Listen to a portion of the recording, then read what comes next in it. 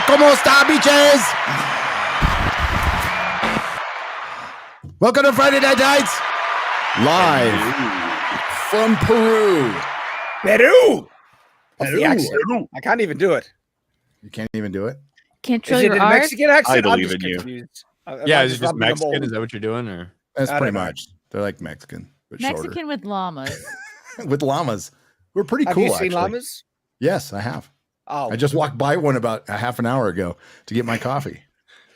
I'm glad to know Good some of morning. this. Or is it an alpaca? Same thing, right? Oof, racism. Yeah, Damn. all animals are the same. That's how it works. They all know each they all other. taste the same. Everything tastes like chicken. I would totally eat a llama. I would. All right. Yeah. Yeah. This sounds like a life goal that Shad's just like created. You know, you want to eat every animal at least once. Yeah, Shad, you're probably No, eating you don't. dingoes and koalas. What about humans? Eating the stuff. puffer fish can Yeah, kill you. I was gonna say, okay, Army Hammer. We'll exclude humans, but you know, don't you want the out experience? I reckon horse tastes Not amazing. every animal. Not a dog. No, What? horse tastes a lot just like steak and stuff. It's not that Exactly. Therefore, You had a amazing. Right? horse? I wouldn't. Yeah. Yeah, but you wouldn't want it to be It's- like a racing horse. You'd want it to be like a fat, kind of lazy horse. You know what I mean? I'm assuming it's Yeah, you the know, kind it Shank turns likes. into glue or meat either way. But yeah, in France, they have horse steaks and stuff in the supermarket. You guys, have you guys ever eaten kangaroo? Kangaroo's No. really gnarly. It is such a weird meat. That's good. I feel like to eat a kangaroo, you should have to at least like knock it out with your fists first. Yeah, Yeah, I you would gotta- only you gotta eat it. earn it. You need Yeah. to I would earn only eat a getting kangaroo out of self-defense. And if They're you pretty lose sneaky. the fight, the kangaroo gets to eat you. That's Yes. the rules. They would. Those bloody make it gators. tough. Same way Pushing about riddles in the chicken. dark. You feel the same way about chicken, Disparu? You got to fight a chicken before you can eat it. I feel that'd be a lot easier than What about a squirrel? Would you eat a squirrel, which- Disparu? No. The squirrel would kick my ass. It's kick anyone's ass. That's the whole point. But Kicking my roof's ass someone, right now. Someone described a kangaroo as a deer which has gone to prison. And every time now I Yes. can't get it out of my mind. That's good. That's good. Welcome, everybody. A bunch of people missing today. Don't know why, but they thought they can get away with it because I'm on vacation. That's all I have. That's all I can think All of right good. now. The core crew is here. That's all that matters. There we People go. like- Well, And some MauLer. others are here too. They're here. Say hi. Come over. I have my crew sitting on the floor. It's the fucking joke from Toy Story where you have the hand wave. Yeah. Believe me, that is them. Okay? Dude, They're alive, I swear. They're not the light, they're not inside. the light I'm using is from my phone. Oh, wow. Yeah. Hey, there's no excuses, man. You bring a laptop, you bring a mic. There's no excuses for missing anything except for maybe next week. Welcome to Friday Night Tights. Welcome. I was feeding the alpaca, not feeding the ducks. Is that what the We kids have a do? lot to talk about today, but first I'd like to introduce our guest, the long man, MauLer. What's up, brother? I was going to say it's been a while, but I honestly haven't. I never remember exactly when I was last here. I'm Couple sure weeks it's ago, I just think. it's because so much stuff happens. Well, it has happened anyway. All those shows completing, all those horrible shows that still haven't yet completed. Hey, at least we got Penguin. You know, It's great. there you go. A diamond in the rough. You're always Yeah. waiting for something to redeem existence. You're like, there it is. You just came in right at the end there. Good stuff. Yeah, kind of worried out of about it. nowhere. Mm-hmm. It was nice. And you know, when especially we'll talk about it, the third episode, if it's leveling up each episode, that's a good sign. And Tulsa King, by the way, don't forget Tulsa King. Wanted to point out in the chat that somebody said, pointed out that we were late, but not entirely gay. So I'll take that as a compliment. Progress, not perfection. And Because welcome. Christy happens to be here. Yes. Yes. We're also going to talk about the Joker, I guess, one more week because, whoa, what a massive, embarrassing failure it is. And now everybody's pointing fingers and all kinds of weird stuff is going out there. Doesn't take away from the fact that the movie completely sucked. And as Razorfist pointed out, it is possible to get the point of something and still think it sucks. Yeah. And still think they made the wrong decisions. Yeah. Yes, exactly. So we will discuss that. And Star Wars, I guess they're kind of in the news. That was last week, but yeah, people still bitching about the Acolyte, especially the actors from it, and it's just getting sad at this point. Just it's getting sad, so we'll make fun of it because it's fun. Yes. Marvel. How was it so patriarchal? Why didn't you watch Yes. our show? I know, it's the living embodiment of that meme from Charlie's Angels, dude. Agatha, of course, then Captain African American, which we very much wanted to put in the title. We might use it for Rumble on the Rumble side. We're dual streaming today. No bonus hour today, kids. No bonus hour today. But we do have an ad read, right? I should probably get to that. How am I going to read this on? Oh my God, how am I going to do this? How am I going to Oh, read it's this gonna on be a one letter at a normal-sized time. computer? Well, I'm on my without little laptop 72 screen. font? Here we go. Hey, We'll give it a shot. Chrissy, do you know why no one wants to get a blowjob from an alpaca? Let me think. It takes them a very long time to get on their knees. No, because they're spitters. Oh, Wouldn't that be like my brain just went dead. Never mind. I did. It's all right. I know what you were did about like to the say. You idea of how realize long I it was takes- I was really like imagining them Llama to going get through on the their knees. motions. I'm like, Right, way down logistically, there, it would like, be very the hard for moment's them passed. unless Shad's you're too very wholesome tall. to have said what he said. He cut Right. himself off. He Hey, realized. do you know what organs aren't ground into a supplement by Be Naked? Alpaca. Yeah. There you go. Segue. That is incredible, Gary. I am a pro. after 30, your testosterone takes a dive, or your testosterone, as I said last week, dropping 2% every year. That's reality, bitches. But if you're not the type to just roll over and let it happen, there's naked organs. This isn't some lab-made filler packed nonsense. It's 100% pure bison organs, liver, kidney, heart, the way real men have powered up for centuries, loaded with B12, iron, and zinc. This is how you keep your testosterone or testosterone levels high, your energy strong, and your strength on point. No fake ingredients, no fake orgasms, no corporate garbage, just real raw nutrition straight from nature. Go to BeNaked.com, using code Nerdrotic. I almost fucking got through it, and get 15% off. I did it. Gary, I would love to see just you like just punching on the beat, Just Do I punching have it. to, just do I like have to that be guy naked who's when taking who's just these? punching on the Yes. beach. Right. I hear Yeah, it. that's in the fine print. You know what's The only- crazy is if you think about that scene in Agatha, that Agatha was actually naked under all her clothes. That's what makes that scene with her and Aubrey Plaza Yeah. even hotter. Wait, Oh. what? That was a genuine tweet that someone put Yeah, it out. was. This It's scene crazy hits how many. different when you realize she's naked under her gown. And it was like, wait, what? Wow. Yeah, you Just mean like every all of article? us. Like that's the purpose of clothing. is to be naked, like, Why you're are so naked many under that people clothing. online retards? That's my Because question. there's no Why- story to talk about Shads. Oh They have to my talk about that gosh. instead. Hey, next thing you're going to tell me is Rain Pressing. was a bird in a cage in Alien Romulus. I think she was the bird in the cage, actually. That's a good idea you got Next there. thing you're going to tell me the Joker was about Arthur Fleck and not Joker. What? What? It was actually a deep analysis of Jungian philosophy. That's what it was. The movie was. Oh, was That's what it? was. Mhm. It was an anal assist. Flew right for over sure. you guys' heads, huh? Of Arthur Fleck 3 times by prison guards. You go into the movie, they have to Oh. give you a reading list before you understand it first. That's what all good movies are. Right. You know, especially ones that are follow-ups to billion dollar movies from 5 years ago. I know, dude.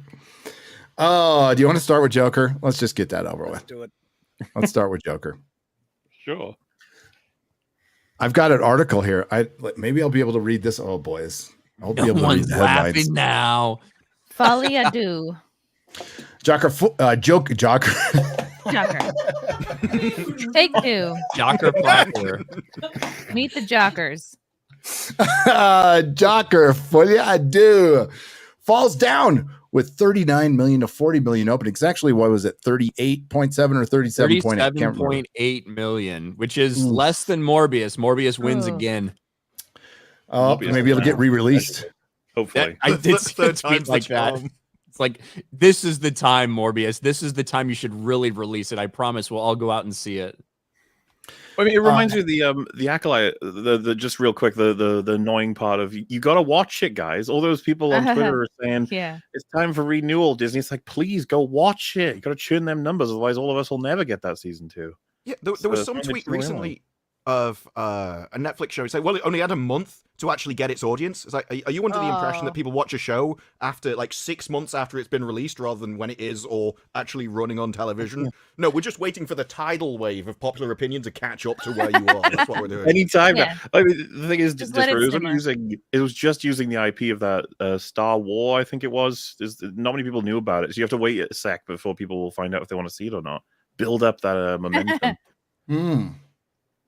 How the sequel went sideways. Sunday box office. Well, we've gotten it went down. What was the God, I wish Odin was here. Just kidding, Odin. What was the percentage of drop from first week to second week? 75%. Yikes. Domestic, I believe. Well, I blame Lady Gaga. Yeah, all we have is that like Estimate, by the way. Yeah, the Thursday to Thursday, which Thursday previews are probably going to be higher than a normal Thursday. So like, it's tough. It's not tracking well though. It is not tracked well throughout the week. So people are expecting a pretty big drop off this weekend. Yeah, you know word of you're in mouth hasn't trouble. been good. You know you're in trouble when there's a sentence that says, amazingly, their projection held up with what's coming in. You were really confident. Wow. This isn't a box office marketplace problem.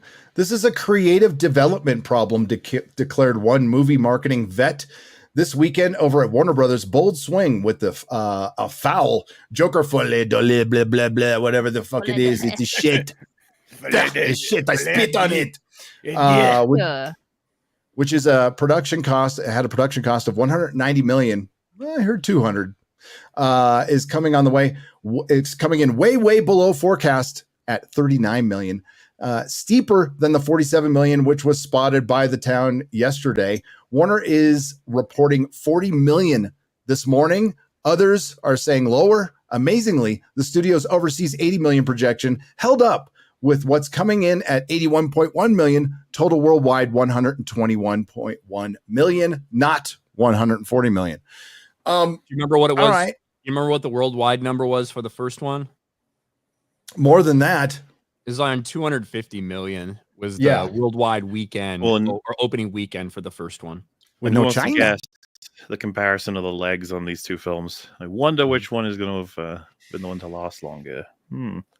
Yeah, I definitely don't think word of mouth's going to help this one too much. I think it's no. Interestingly, the kind of money that this second one is making in is more, I think, what everyone was expecting the first one to make, especially with the budget of the first one. It's just like reversed.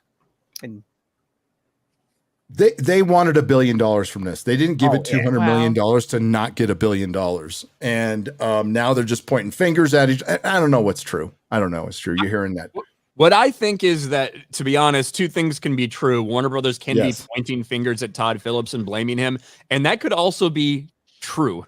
The way everything was set up when James Gunn and Peter Safran came on, pretty much the only things that weren't touched were Matt Reeves. He had a Penguin spinoff and a Batman 2 that he was going to do, and Joker 2 with Todd Phillips. Those were basically the only projects that were allowed to continue on, and it felt like those were really outside of their hands and not going to be under DC like studios control or anything like that. So the stuff that's now coming out specifically about Todd Phillips, I 100% think it's damage control by Warner Brothers to let everybody know, hey, this is what Todd Phillips wanted to do. These people weren't involved, but I think that can also be true. Like I just don't. I think Todd Phillips made exactly the movie he wanted to make, or the movie that he got talked into doing. We'll put it that way, because I don't think he wanted to do a second one at all. Talked into by who? Warner Brothers. They it seems like they were desperate to have a sequel because they didn't get as much cash out as they wanted on the first one because of certain distribution deals that they had. Specifically to have a sequel, not necessarily what it was going to be about, because as we know, Joaquin Phoenix came to him in a dream, at least somewhat, which is always good.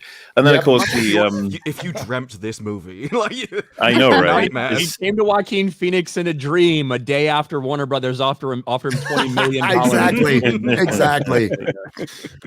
So the money that they spent on Joaquin Phoenix, Lady Gaga, and Todd Phillips. So 20 million and 20 million for Joaquin and for Todd Phillips, and 12 million for Lady Gaga. That is basically the budget for the first one right there. Yep.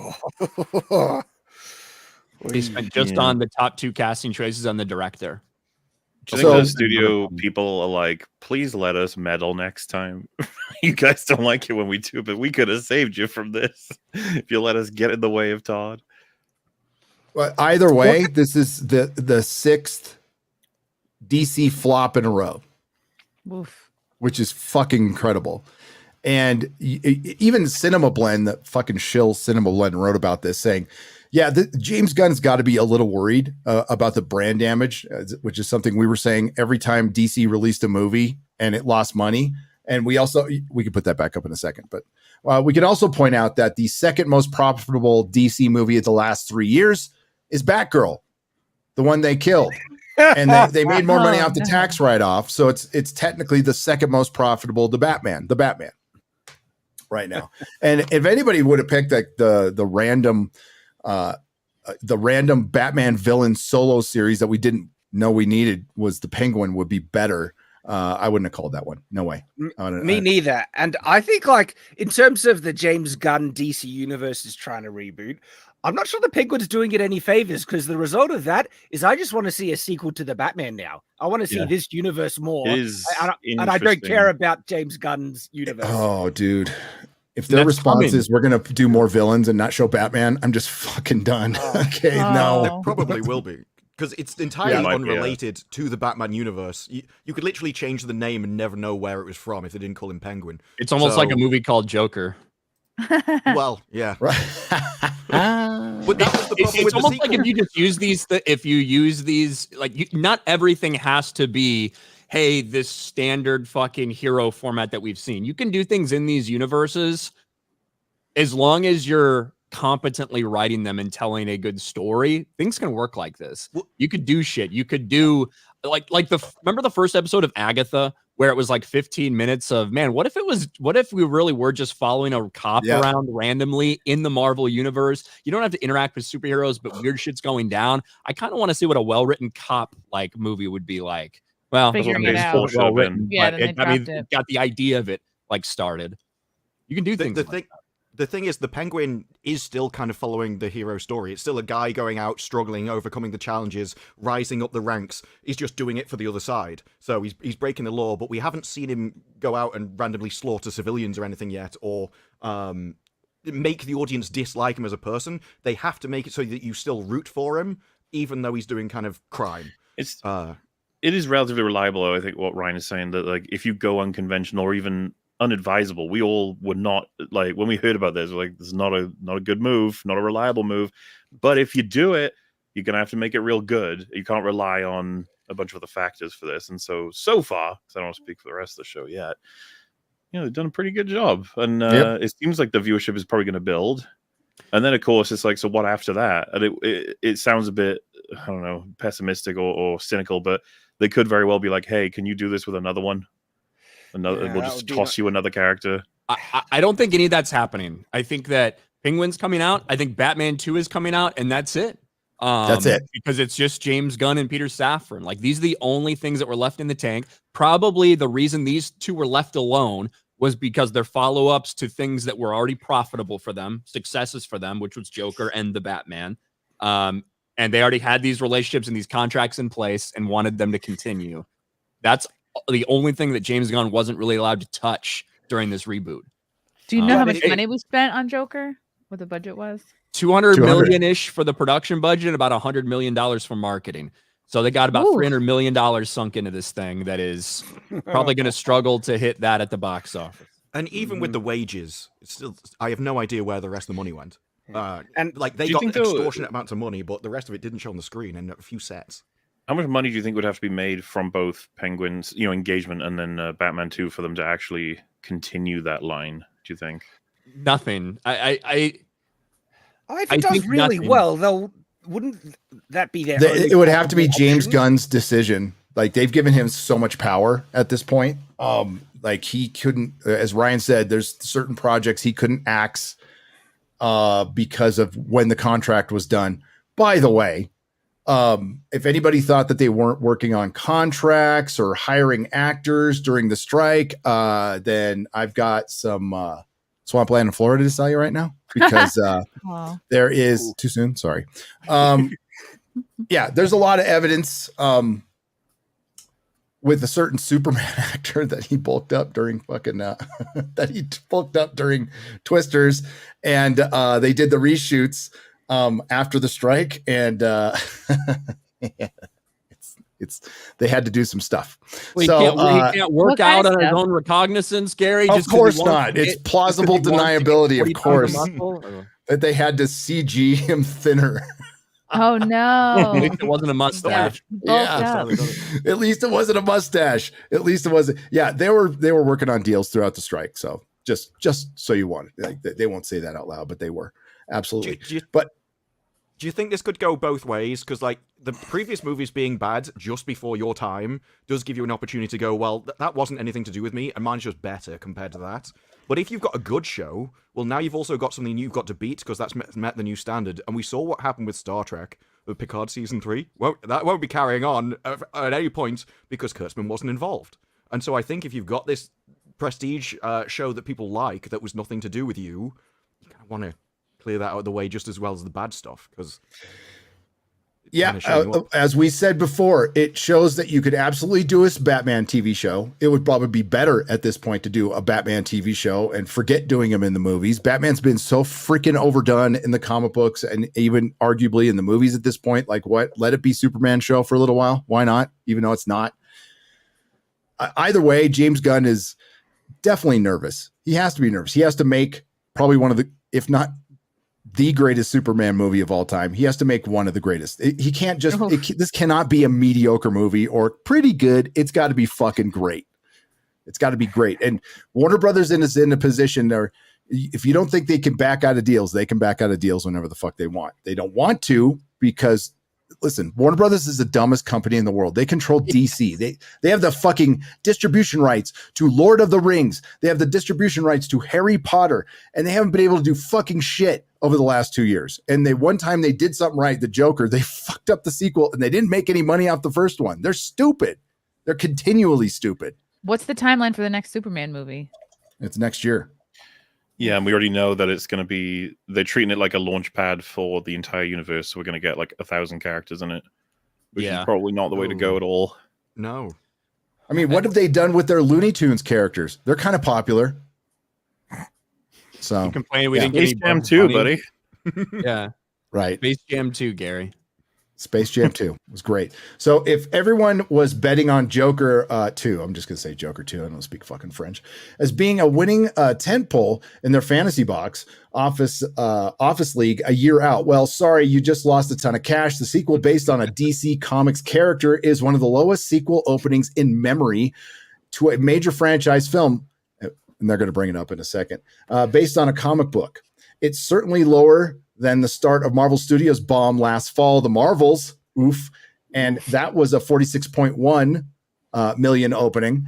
More people saw The Marvels at 3.3 million admissions in its opening weekend versus The Joker. Oh, are they counting tickets now? Oh, wow. Whoa. It's weird that we're counting tickets again. Actually using that. Yeah. Interesting. I thought they stopped doing that. Huh. I am 2.5 almost million. positive, though, that Joker probably had a higher international number than the Marvels. That would be my guess. It was also a rated R movie. So yes, yeah. Interestingly enough, it's not the lowest opening for a DC movie on record. That goes to Josh Brolin's Western Jonah Hex. I saw that opening night. And you know what? Jonah Hex is better than than Joker 2. Clearly, and I understood it, believe it or not. Does Jonah Hex get a prison scene where in the shower? Or? He's not. That would have made him perfect right? movie. He does not. No one wanted to see Joker 2, though I know one person who did, who actually enjoyed it, especially when compared to the October record domestic start of the 2019 first film of 96.2 million. So they're breaking. We could write an article where the legitimate brag is, I know one person that liked it. That's the only saving grace of the article.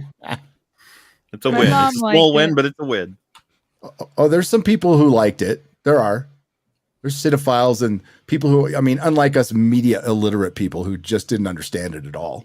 They liked it. And some said, we're going to like it in the future. And they're going to compare it to Blade Runner again. Because that never happens, MauLer. Do you remember they've been saying that yearly about TLJ? They're like desperate. It's like, you got to like it. Yeah. It's going to happen. Give it a second. It's going to happen any second now. Could you just imagine if? But that's not really what we're talking about, right? It's not like, oh, you just didn't get it, Blade Runner, blah blah. This would be like if it was Blade Runner 2, and people were saying that, right? If it's like a follow-up 5 years after Blade Runner, and Blade Runner was a massive, huge success upon its opening, has this built-in audience that's ready to go see the second one, and people are like, oh, you just didn't get it, man. You know, all you people that came out expecting to see, you know, something similar to what you saw 5 years ago, you just didn't get it, bro. That must be it. You cannot compare the scenario in the same way you can't compare TLJ. Everyone was raring to go, and it was hyper obsessed, and everyone was, yes, let's do it. That it fucking split the fandom in half and annihilated Star Wars. How can you compare? You'd be like, oh yeah, that's kind of what happened to Blade Runner. No. Will be like, well, you know, Empire Strikes Back wasn't loved back in the day. My God. It was just, oh God. It was people were split on after... Empire. Here's a 4 out of 5 review that says Empire isn't that great. Yeah. Do you guys think a Joker TV show could have happened or done better than Joker 2? Like Joaquin Phoenix type, or yeah, a lot of things could have done better than it's the writing, right? It's the core story.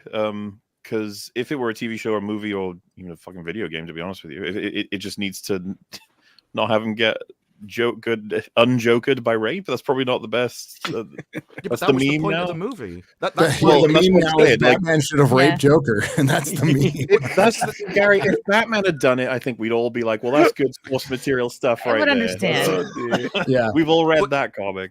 That's why I understand it and hate it, because the message of the movie is what I despise. The entire thing is about submission, and if you actually went and obeyed them, then his life would have been better in the first place. And his actual problem was the fact that he did rebel in the first place, and so he had to be crushed.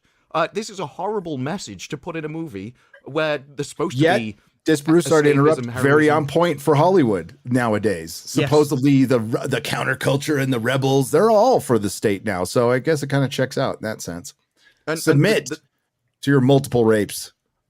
The sequel had to follow on from the first, so you had to have him being the Joker at the start, and then you could either go either way. He could win, or he could still end up getting stabbed, but there had to be that high peak of him actually being the Joker. But because Todd Phillips hates superhero movies and thinks he's the real movie maker, I'm just an artist and I'm above all those superhero things, I'm going to sneak a real movie in here. He couldn't make that movie because he thinks that's the terrible bit, where the best bit of the Joker movie was when he was the Joker. So what I like the most is the bit he hated most about the movie. And so he couldn't make that movie because it would go against everything he wanted to do. So he killed him instead. That would be a bizarre thing to have watched that film with him, like Todd Phillips in the cinema, and to be like, oh, this was good, and just watch him be like, no, you weren't supposed to like that. Watch it again. Because you're absolutely right. So the baffled me when I was first watching it is opening on him having regressed, and it's like 2 years on, and he's been hit with medications, and he's not even telling jokes, and he barely even speaks. I was like, what? You could have ended the second movie in that position, but that would have been, you would have had the superhero movie in the middle that then ended up with him in prison getting crushed. And so because that's the movie he didn't want to make, he just skipped it and went right to the end. The guy at the end of Joker 1 in that scene with where he says you wouldn't get it, that character's just gone. And get to see him again. Where did he go? I would like to see more of that guy, but this film says that scene didn't even happen. So, and it's funny, the brief moment where he actually embraces the Joker when he starts to conduct his own trial thing. It's one of the few times where I actually was entertained. It's like, oh, now I'm enjoying this, and then it's over really quickly. When he's talking to Mr. Mr. And it's like, Puddles. Really your name? Puddles. Puddles. Yeah, that's Gary Puddles. And I also think that the sequence where he's trying to be Joker in trial, that is the best musical segment of the entire thing, where the music actually works for something that's going on in the moment, as opposed to just go to like a Wheel of Fortune set and have them sing randomly and then come back. Yeah. I think that the Joker bit where they actually worked the music into something that was happening in the courtroom. That was the best musical spot, I thought. And what I would have expected more of the movie to be. We get so little of the Joker, and then it fundamentally deconstructs the Joker completely, have him abandoned. It's like, all right, you were supposed to enjoy this when you're offering the opposite of what the audience expects when they come into it? I think that's the point, though. Put yourself in his position. So you want to make a real movie, but you hate superhero movies. But the superhero movie is the bit that everybody likes. So now what you have, you're making a sequel, and everyone still likes the superhero bit, but they hate your art. It's going to make you hate the audience because they're liking it wrong specifically. Everything that you think is the top quality bit, they can't stand, and everything you think is just the generic slop for the peasants is what they actually crave. So it's going to make you hate your industry, hate your job, and hate those people. And the only attitude to that is if you want to be spiteful, you throw all your toys out the pram and destroy what they love because that's what you despise. This was definitely a throw my toys out the pram, pee on all of them, set them on fire sort of film. I found like the switching to like the musical kind of interludes of them on stage to be a bit confusing. Like I get it. It's like artistic, but I don't know. It kind of confused me at certain points. It was a waste. Straight. Yeah. The problem to me was it was not confusing enough because all of the 75% of the musical moments, they're happening clearly in like visions, hallucinations. This is not real life.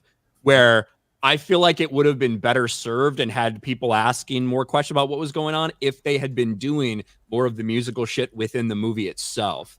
And is it like just Joker and Harley that are thinking this musical is going on? Is it like, do you know what I mean? It's just one of these people. Is it both of them? I think that way you could have, and I think it should have been run through Harley Quinn. The same questions we were having about what's real and what's not real. I think they should have done that story with Harley as Joker as like her obsession. Yeah, that would have worked so much better. You can do something different, not do a straight up, hey, let's do the same thing again, and also have a chance to, make some big twist or big reveal fucking 20 minutes before the finale to shock everybody. That's not just, hey guys, guess how we subverted your expectations? We undid everything about the first one. Yeah, while she's pursuing him. Did you? Plus, if you're going to do a musical, you might as well do it full floor. Like, if you're already going to take the heat for making this movie a musical, and they did get heat for that, then actually make it one. Like, that was the other problem that I have with the musical scenes, is that they were hardly even musical numbers.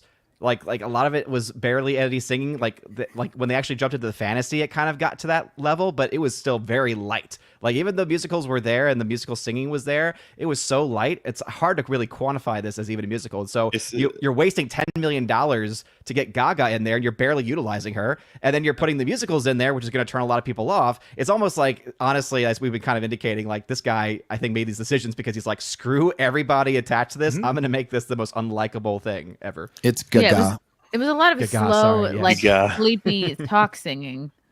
Well, so can I just say, we've done like 3 or 4 significantly broad different layers of criticism for the musical. I got another 2 I want to do, and I'm just like, it's so amazing how much this film fails in so many different ways. Because another one is, I didn't feel like I gained much of any information from any of the sequences. They oftentimes, the way I described it on Open Bar was let's say he shoots a person in the head, and then the song will be like, I just shot a guy in the head. Here I go, shooting people in the head. We need to build a mountain. Yeah. I still don't know what that means. What was the mountain? Yeah. Well, build something together. I don't know, but that would count as well. This is what I mean. I didn't gain. I don't know. I didn't know. All these mountain. Songs, I oftentimes would have X information. The song completes, and I'm like, yep, I knew all of that. Like, if she starts falling for him, then there's a song of her falling for him, and then he likes her a lot, and then there's a song of him liking her, and I'm like, yeah, they're not doing a lot here. And then, of course, the thing, those songs are just songs, right? They're not. Yeah. It's not dialogue. Like, they're gonna build a mountain. That is a song that exists, right? It's so they were like bonding over singing that song and getting excited about that song, but it really has no meaning. It doesn't move the story forward at all. Yeah. We tried to break them down on EFAB, and there was maybe 1 or 2 where we got to talk a little about the subtext we thought was in some songs here and there, but vaguely guessing, you know what I mean? Versus a lot of musicals where you can dig into the songs for ages about all kinds of, even ones that are like jukebox musicals. So, yeah, I don't know. I just felt like it wasn't working on almost every level, except maybe like, lighting or sets. It was like, oh, they look neat.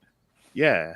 This is something that like the modern art world has done a lot of. They'll make something crap, but it's vague. So it's just like a square with ripples on the edge, and then they leave it to all the pretentious people to come along and go, actually, this is a symbol of like a portal to another realm, and the wavy lines mean that it's inviting. You can go through this portal. And it meant not, it's a square on a page. It's not that deep. And I think that's what a lot of this, it like doesn't mean anything, but you will have people who go out and try and invest it with basically their own projection onto the work, and then just say no one else understands it because they didn't see it the way they did.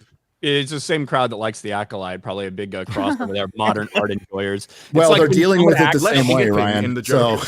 It's definitely similar numbers, that's for accidentally sure. drops their glasses on the floor and people mistake it as like a modern art exhibit. They're like, huh. What does this mean? It's so I right. do Interesting. wonder if during the Joker, some of the shippers were like, actually, I hope the Joker gets with the prison guards. And so, oh no! Look at this Oh, prison yeah, guard. what's the Look how he's hashtag? taking Oh, care of gosh. Arthur. Oh my What was god. the guard's- Love what was them. Brendan Gag Gleese's me. name? Gosh. What was Brendan Gleese's name? Jackie. Is it Jackie? So you Yeah. have to like, Prison we need Guard to like 1? mash up Arthur and Jackie for the hashtag. There's your ship right there. Yeah, I'm not going to just do wait. it. I'm sure there's already on Tumblr right now a bunch of fan fiction Is already. Tumblr still around? God. I feel like it's always Yes. around. It never It goes lost away. most of its people when it banned adult content, and then they went on Yeah, to so they everywhere went to else. Twitter. Yeah, it spread, and that was And the end of Instagram. the world. On Yeah. on Disparu's point, by the way, because it's really bad that it like starts to double over and reflect and actually encouraging people to have this sort of attitude and engagement with art. This was fucking ages ago, and I can't remember if I've ever told it on FNT, but we were in Venice, like a little art museum installation thing, going piece by piece by piece. The way they'd set it up is just you have a group of yourselves, whoever you are, and then you all move in a rotation around each of the main pieces. And they weren't highly supervised. They were guided somewhat. Like you all understand how to do it. Be adults. Go check out the pieces. It's like, oh yeah, that's cool. That's cool. That's cool. And we realized a lot of people were stopping in what looked to be like a connecting piece, like a little how do I put it, like a corridor. And it's like it didn't look like they had any pieces in there, but whatever.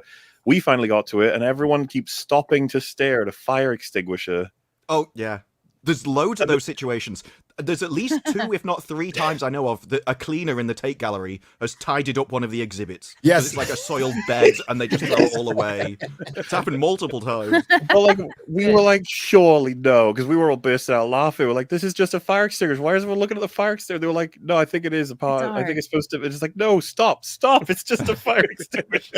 What does it mean? My favorite junk one is the soiled bed, because the cleaning lady just came up and tidied it all away, put it in bin bags. And I went, no, what's happened to my exhibit? So the cleaner came back and put it all back on the bed. And she came back and said, no, you don't know what you're doing. When I put the rubbish there, it's art. But when you do it, it's just a soiled bed. It's just an That is unmade so bed. good. I've been to the Tate too. Oh, There's sounds some like you know with a stuff. passion. There's like 1 or 2 things that'll make you go ooh, but then the rest of it's like oh. It makes me want to like be like the one that follows them around and then tries to pretend like the cleanup is the art instead, just to be like a counter to it, like to start clapping and be like, "Oh, it's beautiful!" Oh, the Don't way you you just cleaned want it up. to experiment? Like just take your shoe off and drop it in the middle of the room and wait. Just randomly pose as if you're the art. You go, hey everyone, look at this, and you point, and there's nothing. There's just nothing, and people are like, whoa. And then you just hold it. Well, they're so Civilized. intent Interesting on paragraph. receiving If you're single, it everything might as get you laid. I swear a homeless guy could come into an modern art museum and take a dump, and while he's doing it, everyone would start standing around and oohing and ahhing. This at is it. so I'm like, powerful. It really metaphor. reflects the world we're living in right now. It's culture and capitalism. It's very critical. Yes, It's good. yeah. What is this post from? Garrett put it up. Thanks for pulling that up, Jamie. What's it from? It's on Twitter. It's on Twitter. Okay, I'll read it. Is I it a will real tell quote you- from some- Here we Hold on, go. is this a real quote from someone? or It is might this be a random? meme. I don't know. Let's find out together. Okay. And we might like just Joker 2 be disappointed at the end. I don't know. Yeah, Um, like, best we memes get to are the walls end and of it text. says I Michael trust Gary Garrett. Scott. It's like okay. I trust 3/4 of Garrett, so it's all good. What if you just trust the empty bit at the top? Oh, wow, Gary. Here we go. That's 3/4 more. Never mind. You start talking like Joker did during that. Ah, fucker. I was gonna read it. Are you gonna put it back? You just start talking like that foghorn leghorn, like Arthur Fleck I does say, in the courtroom. boy. I say, boy. I say, Mr. Puddles. Mr. Could you make it a little bigger, Garrett? Because I can't read it that Enhance. small. Just proving that it's That's what she said. I trust you. He's about. Oh shit! On Twitter, what we're Real saying. awesome kid. I was trying to, before we read that entire thing, I was trying to see if there was like a person point. that said that, or if it's just a Yeah, meme. that where's the someone quote made. from? I think it's just a meme. Okay. I would tell you that, but that ruins the joke. But thanks, Ryan. I would tell you that I think it's so sad. So many people do not get the point of the movie. We were supposed to be disappointed because the whole movie is about Joker not being the crazy Joker everyone loves, but just a mentally sick man, Arthur Fleck. The musical parts weren't supposed to be good. They should God. show you. They show you how Arthur Fleck disassociates himself from bad things that happened through singing and dancing, because that's what he always does. Yes, the movie was not as good as the first one, but it was the whole point of it, to see Joker not as this person who everyone praised, but the man he is, Arthur Fleck, who gets looked down on and spit on by society. How can people call a movie boring where a mentally ill man gets humiliated and beaten up? The That's acting the was a entertainment right masterpiece. there. Everyone who said otherwise, I want you to know, I can't even read. I want you Try to playing. Try playing. playing. try Yeah. playing. Thank you.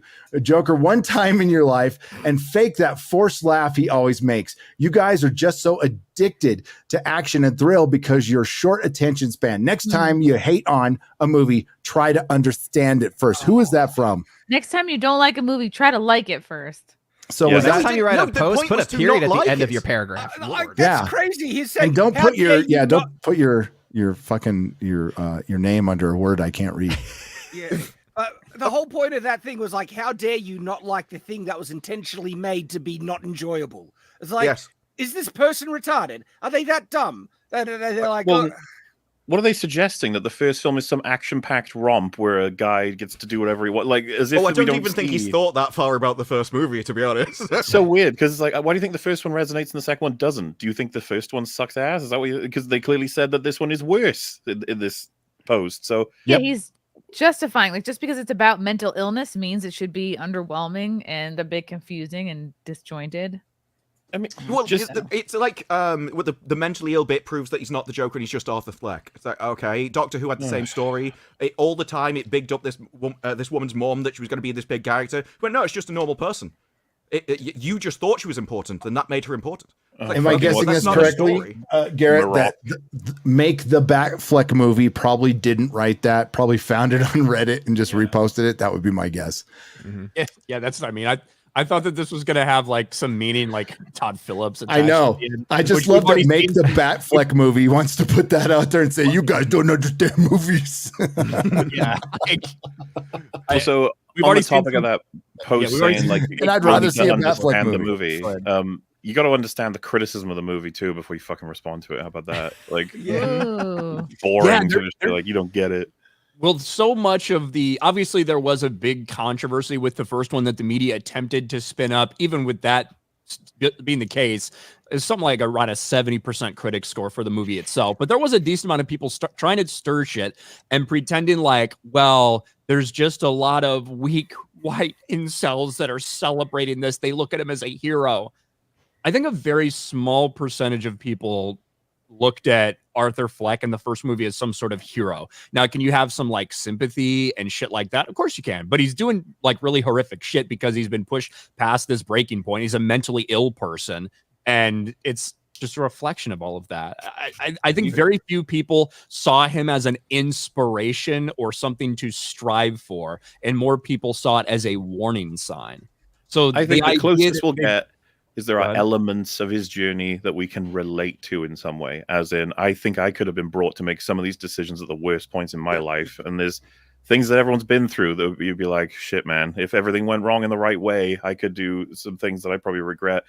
But at the same time, it gives him that sense of identity and freedom that he'd never gotten in his whole life.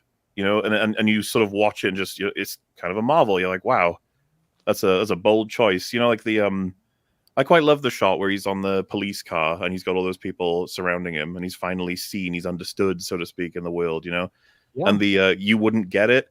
to the psychiatrist, because of course she wouldn't. How could she possibly understand? We do, because we watched all of it with the audience. We Yep. saw all of the pieces. So yeah, the idea that you take that and you go, oh no, you weren't supposed to like him. You just was like, calm down, it's okay, it's okay, it's all right. Remember Yeah. in the first one how Joker was on like some message boards and they were supposed to be like alt-right, like community pages, and it's almost like the second movie is like, well, here's where eventually you'll end up if you kind of pursue that. You'll be the man is gonna get you, the state is gonna kneecap you, so don't even bother. Like that's what I got from it. That's why I know a lot of people would have probably hated it if it had been more Gaga focused, but I really do think that if they had told a story like this is how some fucking mentally ill person, when their family does all these fucking terrible things for them, when they get treated like shit by everyone in their life, all these bad things can happen and this person can snap. And people can rally behind that person in a certain like framework in society. What if this second one had been the idea of people, specifically women, getting obsessed with these people who commit these heinous acts, right? Yes, like how the women find them attractive. Yeah, Ted Bundy, right? Yeah, he's really 100%. Like that's a thing. There's women that get obsessed with serial killers or school shooters or whatever, right? Like, not I just can Tim fix Walls him. who makes friends with them. Yeah. Like there are women who will do shit like that. Yes, It would have been interesting to see a story like that play out rather than what we got. Yeah, I agree. They couldn't tell that story though, because that would show that they were flawed in some way, and that there might be some kind of instinctual thing that makes you do horrible acts. But that's exactly what they're trying to disprove about the Joker. That they want to crush him because he shouldn't be doing all this stuff. So in this, you have Harley, and she's the one who always acts upon him. She's the one that leads him to do everything. She's the one that turns him down. She's in the power position in all of this situation. So telling a thing that actually she's in love with him and she shouldn't be, and especially if that's supposed to be a wider message of what women do in general, there's no way they'd get away with that. And to your earlier point, I wasn't suggesting they make it an analogy for how all women are crazy or something. I was just saying. Well, no, you did. You said that there is like women are generally like, we see this in a lot of things. The Acolyte was the same story. There's a small, tiny, insignificant group of women, but there's like a group of them that get obsessed with this kind of thing. That maybe like they get like horny over it. It's about but there's a lot the more that are instinct, interested though. in like the crime aspect of it. It's and a obsessed weird with it. Yeah. Well, yeah, it's a weird fetish because you'd be Yeah. surprised how many murderers get married after they're locked up. Federal criminals reproduce at a higher rate than Everyone has a past. Wow. Well, listen, I'm sitting there watching Penguin thinking that I will do anything for Sophia. Dump this Oz guy. Ryan, that's just normal behavior. That is healthy behavior. That is normal, healthy behavior, Ryan. I can save Sophia with my tongue. We can all say That's all I need. She is cute. But to go to Ryan's earlier point, there was even a line in the second movie about some people see Joker as a martyr, and that was even in the trailers and stuff. So that was definitely a line they wanted to be in people's heads. That this movie is going to be showing you that you should never have liked him in any way, shape, or form. And it's just the arc of the first movie is him going up. It's him achieving stuff. He's beaten down at the start, but by the end of it, he's the one taking control of his own life. And in the second one, he starts where he started in the first movie and then goes down from there. And it just doesn't work. So why the Penguin works, because you're seeing him rise up. He's being successful. And it's why I don't like his side character. Because he was failing at stuff all the time. He's getting beaten down a lot. And you never saw him start to improve. And I think to be entertained from this stuff, you have to see people rise, achieve, be competent at things, rather than just have the world crap on them constantly. Mm-hmm. That's why I liked the most recent episode where it showed Victor's backstory a little bit. Yeah, that was fleshed it done out. really well. Yeah. Bro, the last like 5 minutes of that, you can kind of like see, like, as soon as they ambush Oz and Sophia, you kind of see like where it's going. But I was not seeing after this big, we finally think we get somewhat of like this heartfelt coming to terms between Sophia and Oz, and then immediately it's like, fucking leave the bitch. I know. I'm like, Every man for himself. Yep, it's true colors. That is such a strong piece of character work right there, because it's doing something incredibly scummy, right? Yet it makes him so funny and likable because it's just like, You can understand why he feels that way, because he's slowly trying to gain some kind of respect from her. And she's like, no, you're just my driver. You're just the guy who used to be my driver. The guy's here to see me, not you. And all he wants is to be on the level with her. No, Yeah, well, That's that's the way it works in this world because everyone's an arsehole. There are no good guys so far. They're all criminals, and so everybody kind of has it coming anyway. And just got horrible people trying to one up they other make horrible it- people. This is the difference between like first Joker, second Joker, liking early Jamie Lannister, like it's compelling characters. It's not liking, it's compelling. So he made it very clear when he kind of apologized to Sophie. He's like, I don't regret anything I did. I still felt like I liked you a lot, but I don't regret a damn thing I did. So he was setting that up completely. I mean, and that's the kind of layers that we don't see in a show anymore. And that's kind of how that system works is I like you until there's an opportunity for me to like, this is a fucking rough world. Yeah. And she would do the same thing to him. Absolutely. We don't need spoilers. People should have watched Penguin by now. It was last week. They're upset. They're upset that we're spoiling it. It's been Oh. 5 days, you fuck. Yeah, come on. No It's like- excuses. Are you? I'm still shocked. This is FNT. We spoil. Well, How it is often do we difficult actually to have the talk about spoilers something- thing up when we're spoiling things? I mean, seriously. I'm still shocked at how much I'm enjoying it because Penguin, I've never really been interested in this character. All right. And so they've done so well with him. And I'm also impressed that they have this side of him that is likable, where he wants to be someone who's respected. And he even kind of has this underlining, it's a bit contradictory, but it's like, I'm doing it for the little guys. Your dad, he should have achieved, he should have been on top of the thing, but he got beaten down. And guys like us, we have to fight dirty to get what we want and stuff. And he has that interesting and really dynamic side to him that's making him really engaging. And it's a complete I really surprise. like the dynamic between him and Victor because they're setting up like all these parallels, right? Oh, you came from a shitty place. I came from a shitty place. He views his stutter in the same way that people look at his like His leg. disability. Yeah. Right. Yeah. And you even see in the sequence when he takes him out to eat and the waiter tries to interrupt him and he like sticks up for him and stands up for him. Yet then later when he thinks Vic is about to betray him and Vic's like stuttering, he's like, spit it the fuck out, kid. Loses his mind on him even after he gave that whole spiel. It is a very, very complex character. It is.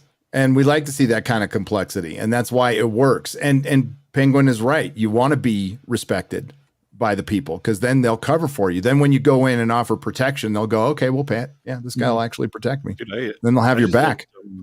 loved, how much Penguin almost felt a little betrayed when he implied that he can't leave him because he would kill him. He was like, "What? You're not my I'm so prisoner." insulted. Like, yeah, like I love, and then he holds the Yeah, gun gun to his literally to head, his head. and it's Yeah. like, has it been feeling like this? And it's like you're proving the point Why do that you it think hasn't. you're a does prisoner? feel like It's like, wait. I've had jobs that have felt like that. Like I can't They take held a my gun lunch to your hour. head? Yes, if I take my lunch hour, they're gonna be mad at me. It's very similar. I'll burn the office building down. Yeah, like from Oz's perspective, like look at everything I've fucking given this kid who just lost everything. And yet you think I'm holding you prisoner here. You didn't do anything you didn't want to, like all that shit. That Sure. gun scene was good. Yeah. I mean, the whole Yeah. episode was fantastic. I mean, the characterization, I mean, the development of these two characters was really well executed. And it's what compelling television used to be. Sadly, we don't see it as often as we should. Yeah. No, also and that as- has to factor into like why it's the most watched show on, well, according to Samba right now. It's kicking Yeah, everybody's ass. Mhm. It's number one again. It beat Rings of Power's finale, which bumped up a little bit, but didn't crack top 5. Agatha's not on there at all. It shouldn't Um, be. And it shouldn't be. Oh no. But you That's see things crazy. like Tulsa So King's good. at number 7 right now, still holding strong. Penguin's number 1 again. And we'll find out what the actual numbers like linear when they're all combined and stuff. But yeah, it's something working for HBO. Too bad they're 40 billion in debt and they're a bunch of fucking idiots. You know. yeah. Mr. McMahon is there as well. Anyone here see that? Not I yet. did. I watched it. What do you think? What's it about? I mean, I kind of enjoyed it as somebody who is not as hardcore of a wrestling fan as like a retard like Jeremy, who's like autistically followed all of this shit over the years. It was interesting because there was some stuff thrown in about behind the scenes that I didn't know about how some of these characters like first started to come to be and everything. And I don't think it was this was never meant from the inception to be like a Mr. McMahon hit piece necessarily. But then obviously after they had been filming this for a decent amount of time, a bunch of big allegations came out. They had to talk about them. And I think it was interesting. They even gave people who thought that the TV show was extremely uncharitable to McMahon himself. They kind of gave them time to speak about why they thought that that was the case and everything. So yeah, because I'm on the same page as you with like familiarity, and I felt like they gave Vince a chance to argue his side for a lot of the main controversies, like his take and whether or not he thought it was fair to hate him for certain things. yeah. Which was quite interesting. Obviously, yeah, there's the big controversies, but it was fun watching like Hulk Hogan started with a different name in this area, and this is how he got found and built up, and same for like Steve Austin and stuff. It was just it's like I said, it's hard to recommend because I don't know how actual big wrestling fans would feel about the show, but I enjoyed it. Yeah, I enjoyed it too as more of a normie. So. Yeah, maybe I'll watch it on a plane ride. Do they Like count if fourth you grade. watch something twice? Yes. Every time you Well, go in and So I don't know about Samba. I don't know exactly how, like, if I don't think that if I watch Rings of Power and then I turn it off and watch it again in a 24-hour period, if Samba registers that as another household. I think they just do households. But if you're talking about like Nielsen ratings, like minutes watched, yeah, it would count, like it would be like 2 people viewed it. Yeah, Amazon's it going to count probably that for should, sure. because it could be like different family members watching it or anything. So I Yeah. think it is reasonable. It's That's only why the you just need to Acolyte have fans to that understand leave it like on what the 24. comparisons are. Like you can't take just straight up Nielsen numbers and compare them to Samba TV numbers that they put Yeah. out. Because The comparison I always like to give is like if you have like if you give 10 people each watch 10 minutes of the show and then quit on it, like they count that as like 100 minutes total watch, right? And so they're gonna have that be counting in whatever their view count is. So that would be counting as one view, even if you have 10 people that actually not watch the entire show. yeah, it makes it really difficult to judge what's a fucking hit when we can't get like real decided upon numbers on how we're going to judge how a streaming service is watched. That's why we have to go to a Samba and hope they're kind of right. And remember, they're just a small percentage of what people watch these in their home theaters. I don't think it counts desktops or phones at all. And it's a lot of it's Roku and shit like that. And the companies will never share this information, ever share this information. And even with advertisers, they can share it with advertisers, but they're not going to share it with the public. Right. And they'll be under NDA and they'll keep this low because it's fucking low. It's all low. Like even Penguin doing great, like doesn't compare at all to a mid-level procedural that did great 20 years ago because everything's so fragmented now. But they're spending so much more money on each of these shows than they did on those little those procedurals that they did that are still popular, by the way. They could figure out a way to do them. But a lot of this is just like, who fucking knows? Like, I do know that the Rings of Power is the most expensive show ever made, and it can't even crack the top 5 on this with its finale, which is fucking hilarious because it's such a shit show. It's so bad. We haven't heard an official thing for season 3 yet, but I'm sure we'll hear it soon. it's also a continuing trend for Disney Plus on here. Yes. That the things that perform the best for them are things that have already released in theaters. Yes. Not the stuff that figure. they're spending $180 million to produce for their specific platform. It's stuff that went out in theaters, made a bunch of money in theaters, and then they finally bring it to Disney Plus, and it performs better than anything else. Yeah. It's I think almost The like Secret Lives of Mormon Wives. That one did. if really you put well. it on broadcast TV or put it in a theater and then bring it to streaming, it'll do better. It's so weird. I mean, that makes sense because if you watch something really good at the cinemas, there was always that kind of excitement. It's like, man, I can't wait to see that again. It's going to come out on DVD or something like that. Mm-hmm. And then when the second release came out, there was a wave of, people picking it up again. And so, that it kind of plays out, or you'd expect it to play out the same when the second release on streaming. Everyone's keen to watch it again because there was a limited opportunity. Well, there's a larger number of people now who just won't go to the cinemas no matter how good a movie is. They just won't. They'll just wait for streaming. They won't have to wait as long. And, I like going to the theater. I know a lot of people still do, but most people don't anymore. They broke the habit when they shut it down a couple of times, and it's really fucking expensive.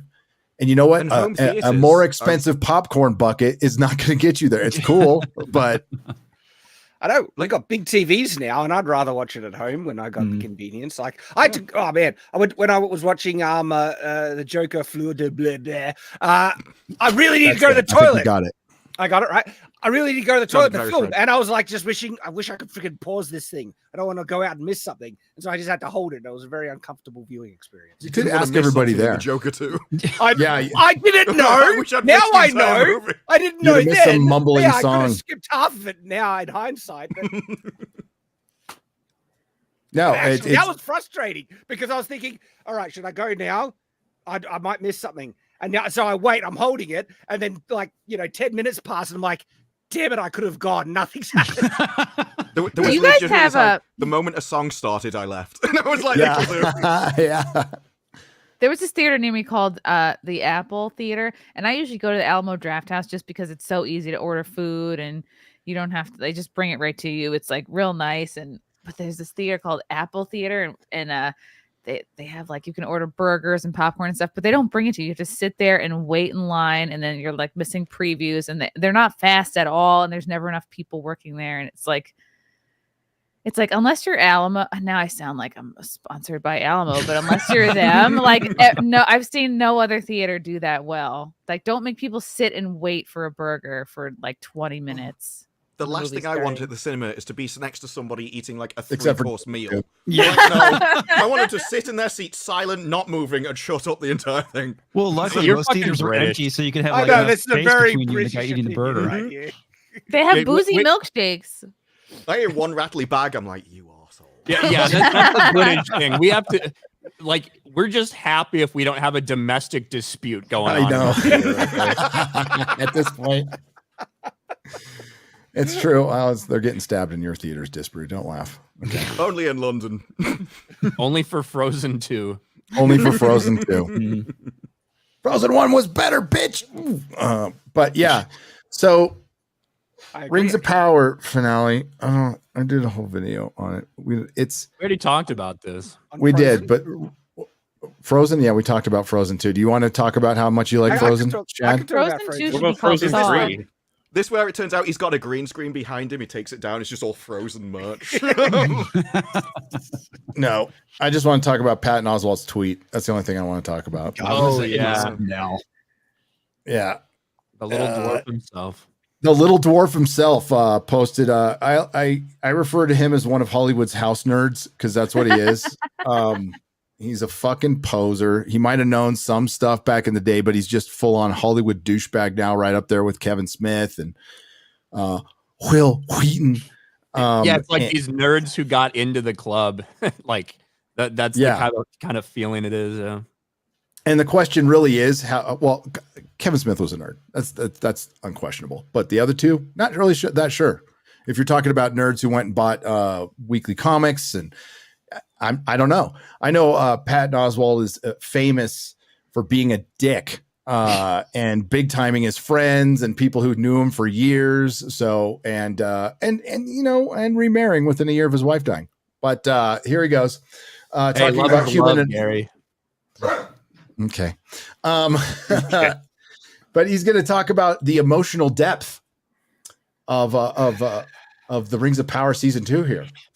What makes season 2 of the Rings of Power deeper than season 1 is seeing the orcs mourn their dead, struggle to find home. Might be worth pausing that clip, by the way. Yeah. It was literally only Adar and the guy next to him that ever showed any of what he's talking about. All the other orcs were still the bloodthirsty. Yeah, they go blog. The ones that ran away because they didn't want to die. Those as well. They got slaughtered. So whoops. Every scene they're in, they're yelling, commit to cutting it. people You're up, right. bleeding. It's all monster shit. None of it was this. There's a bit where Adar calls in the rest of the army to attack, and just everyone's like, "Yeah, finally, it's my turn!" and just immediately run to slaughter the elves. They have orcs licking the blood off their knife, loving everything like that. They could not commit to it. Wait, you guys didn't see the scene of the orcs sitting in therapy going, "Me have hard time talking about feelings." We lost the audio effects. We were going frame by frame essentially. And did you see the orc with the ladle who was like making over some the meat. food. Yeah, Just Yeah. immediately drops the food. I can eat a live elf now. This will be way better. It was just the orc chef who was living his life, and they were like, "Gotta go," and he's like, "Oh, yeah, all right, yeah, I'm up for this." Why didn't Patton mention that guy? The guy who's going to become a He Michelin just wanted star. to grill. Because Patton didn't watch this fucking series. He just wanted to talk about this clip. Okay. And so on top of that, they couldn't even commit to it. They were completely contradicting themselves by showing the orcs bloodthirsty and then, oh, we don't want to go to war. Yeah, pick a side, idiots. On top of that, right, it also makes the orcs worse. It makes them feel weaker. Like orcs come off more badass when they don't care about, oh, yeah, so-and-so died. Piss off. He was weak. Let's keep killing, right? There's that visceral kind of, disregard for life that orcs had that made them more intimidating. Making them all be touchy-feely, Yeah. oh, we're so worried about our dead, makes them weaker and undermines the purpose that they're supposed to serve in the narrative for being these merciless, unforgiving monsters. And so that goes to show again that the people who's making Rings of Power just do not understand Lord of the Rings or what they're working If the with. professor thought it would help the story, he would have fleshed them out more. We Period. Right. are a season away potentially from the payoff of Gil-galad having a knife to Glug's wife's throat. And I thought you were going to say an like, affair with an orc. I thought you were being going to like, ship and Sure, Glug, why not? hand over the ring or I'll kill your wife. And it's like, no. She's an he'll do it with an the orc baby. shark. That's what he'll do. Yeah. And So it's not I'll like fin- the orcs not like they need to be refined or they're like Neanderthals. Don't they kind of represent like the id, like the utmost kind of basic savagery? They represent a corrupted form of life. They are evil. They, whether it's yes, they were created as a mockery to what Iluvatar created in the Song of Creation. It was done by Morgoth in the who sown the discord in the Song of Creations, in the Song of Creation, and it is felt that they were corrupted men or corrupted elves who later were able to multiply later. So they did fuck. And we talked about this before the show, that people were saying that orcs don't fuck. Orcs fuck. Okay, they do. But they also Without possibly a had. condom. But it's been like the stuff that they're debating within the Tolkien fandom is fine to debate it, but to debate it to support anything in this show is fucking disingenuous and stupid. In every way, shape, or form. I'm guessing most Tolkien fans just kind of assumed that orcs had litters of orcs and only the strong survived, and maybe they ate their fucking young. I don't know, Yeah. but they weren't but good. that works really well if you had something like that because it goes in line with their savagery. Or they could have gone even further and did what Goblin Slayer did, which adds another dimension to how horrifying and abusive these creatures are. But then they've kind of just pushed out, and again, it undermines the narrative purpose that they serve in the story. Yes. It's supposed to kind of represent the unrelenting encroachment of evil, right? And if you are complacent at any moment in your life, evil will start to worm its way in, and you have to fight back and put it And- down. Also, he's a And Christian, evil so clearly- Satan and the demons, right? That is basically what they are meant to represent. Yeah, evil exists in this story. Okay, I know Hollywood would like no. for it not to exist very much, and they don't really understand good and evil anymore, and that's probably why Pattons have a problem with it. So Think about what he's actually he's saying Well, in the actual. let's finish what he said. Yeah. So I'll start it over. What makes season 2 of the Rings of Power deeper than season 1 is seeing the orcs mourn their dead, struggle to find a home in a world, and worry about their families. It makes the battle sequences more exciting and heartbreaking. They're not just faceless horde. No, it's worse because what is struggling to find a home in the world? Well, it was going to a place where people were living, setting a volcano off that killed millions of people, animals, destroyed the entire wilderness. Why are they in war in the first place? Because they went off to march to destroy another city, which had done absolutely nothing to them. It's like, oh, they just struggle to be accepted. The reason why people go around slaughtering orcs is because the orcs go around slaughtering other people, and so the only cure to what is essentially just a savage group going around destroying everything is there is no negotiating with them like they've shown in the show. There is no other option. This is the only thing you have left, because if it's not you, then it's us. And so it's weird for Patton to come out and be like, oh, this is the humans that I like, that represent me. This is the humanity that I see on a daily basis.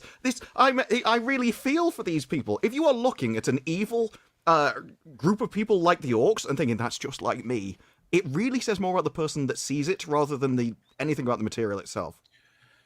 What wasn't the first like proper set of scenes we had for this area was them executing people who didn't bend the knee immediately? Yes. Mm-hmm. What are you deep? What are you talking about? Like, they're just evil.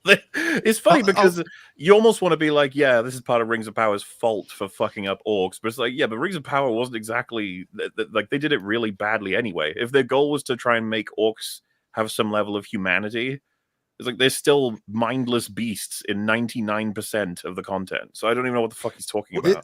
We got to remember that this is coming from the man who told everybody they could just order Uber Eats if they couldn't go to work because of the lockdowns. So this is the emotional depth. He's going to lecture us on emotional depth. I despise this guy. He's such He's an idiot. Well, it's almost like a very liberal take to be like, oh, these are like, I don't know, the minorities or the migrants, and look at them, they're trying to be people. Like, that's what I get from this. That's part of it. But the other thing too is the fact that they actually identify with the evil side. It's the reason why they despise heroes and superheroes and don't relate to them at all. It's the reason why constantly we see these writers and these actors identifying with the villains, because that's what they are. They are fucking evil. It was the showrunners that originally put out the story that the orcs were just trying to find a home when they blew up a volcano. They were the first people to do it. But it is weird that it's only these two characters that are supposed to be deeper than any of this, and the rest aren't. It kind of builds them up as if you think they're going to be long-term people, and then they just both die. It never goes anywhere. And then you find out that Adar is only even in this because one of the Tolkien estate, I can't remember his name, Simon, is that the one still around? Yeah. Simon was the one that liked Adar's character, so he wanted him to stick around. So they just extended his story for no reason. He wasn't even supposed to be around at this point, so it seems like this is all they could think of.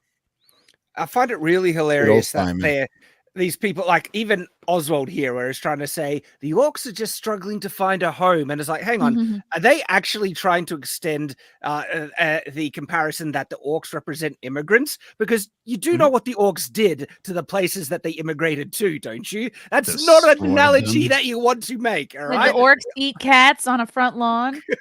They chopping up geese. It's so much weird. They annihilated all of life in the area.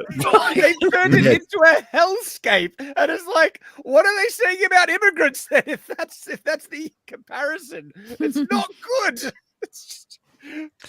But they're idiots. They don't see what is going on at all. It's like the idea that all of the Uruk-hai in Helm's Deep, that we need to know they were family members in order to make that fight better. What are you talking about?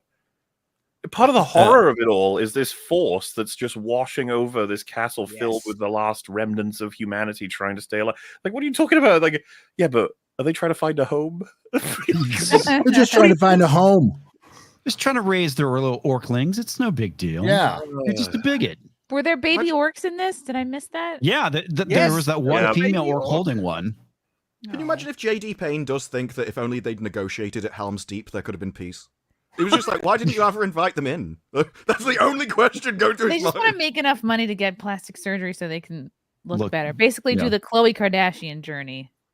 You know, the really funny thing is that one scene where the orc was holding the baby, I thought it was a human baby and they were going to eat it. That would have been better. That would have made more sense. Exactly. I want to see all the cut content of that one like lady orc just getting brutally raped by everybody else in the fucking village while Blurg's eyes. Yeah, whoa. That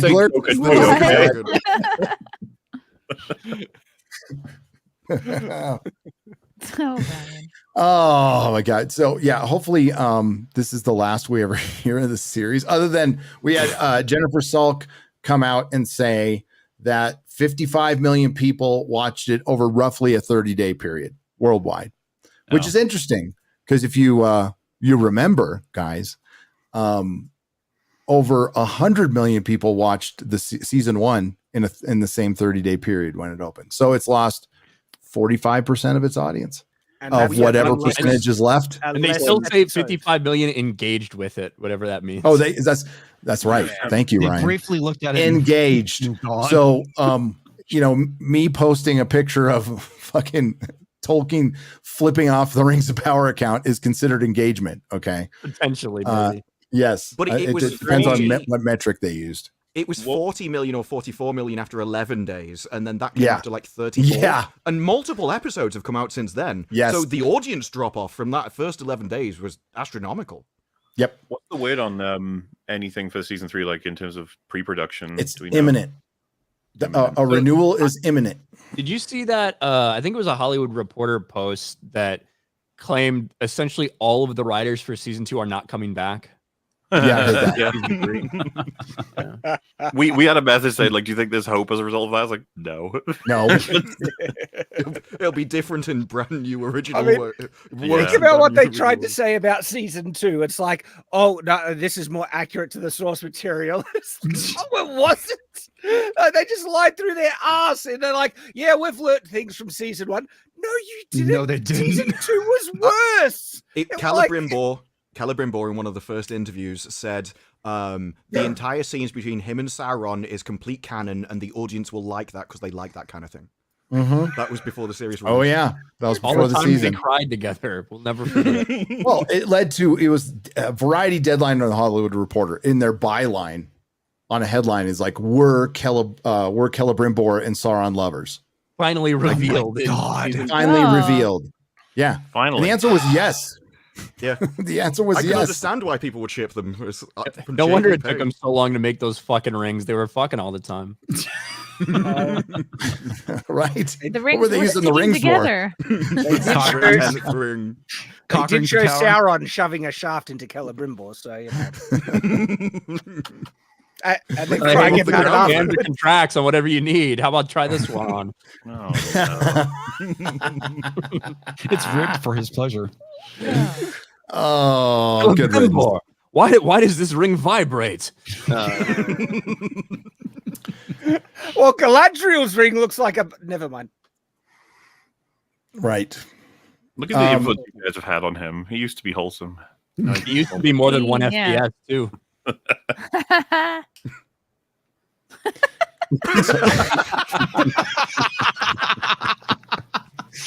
He's teleporting around the room.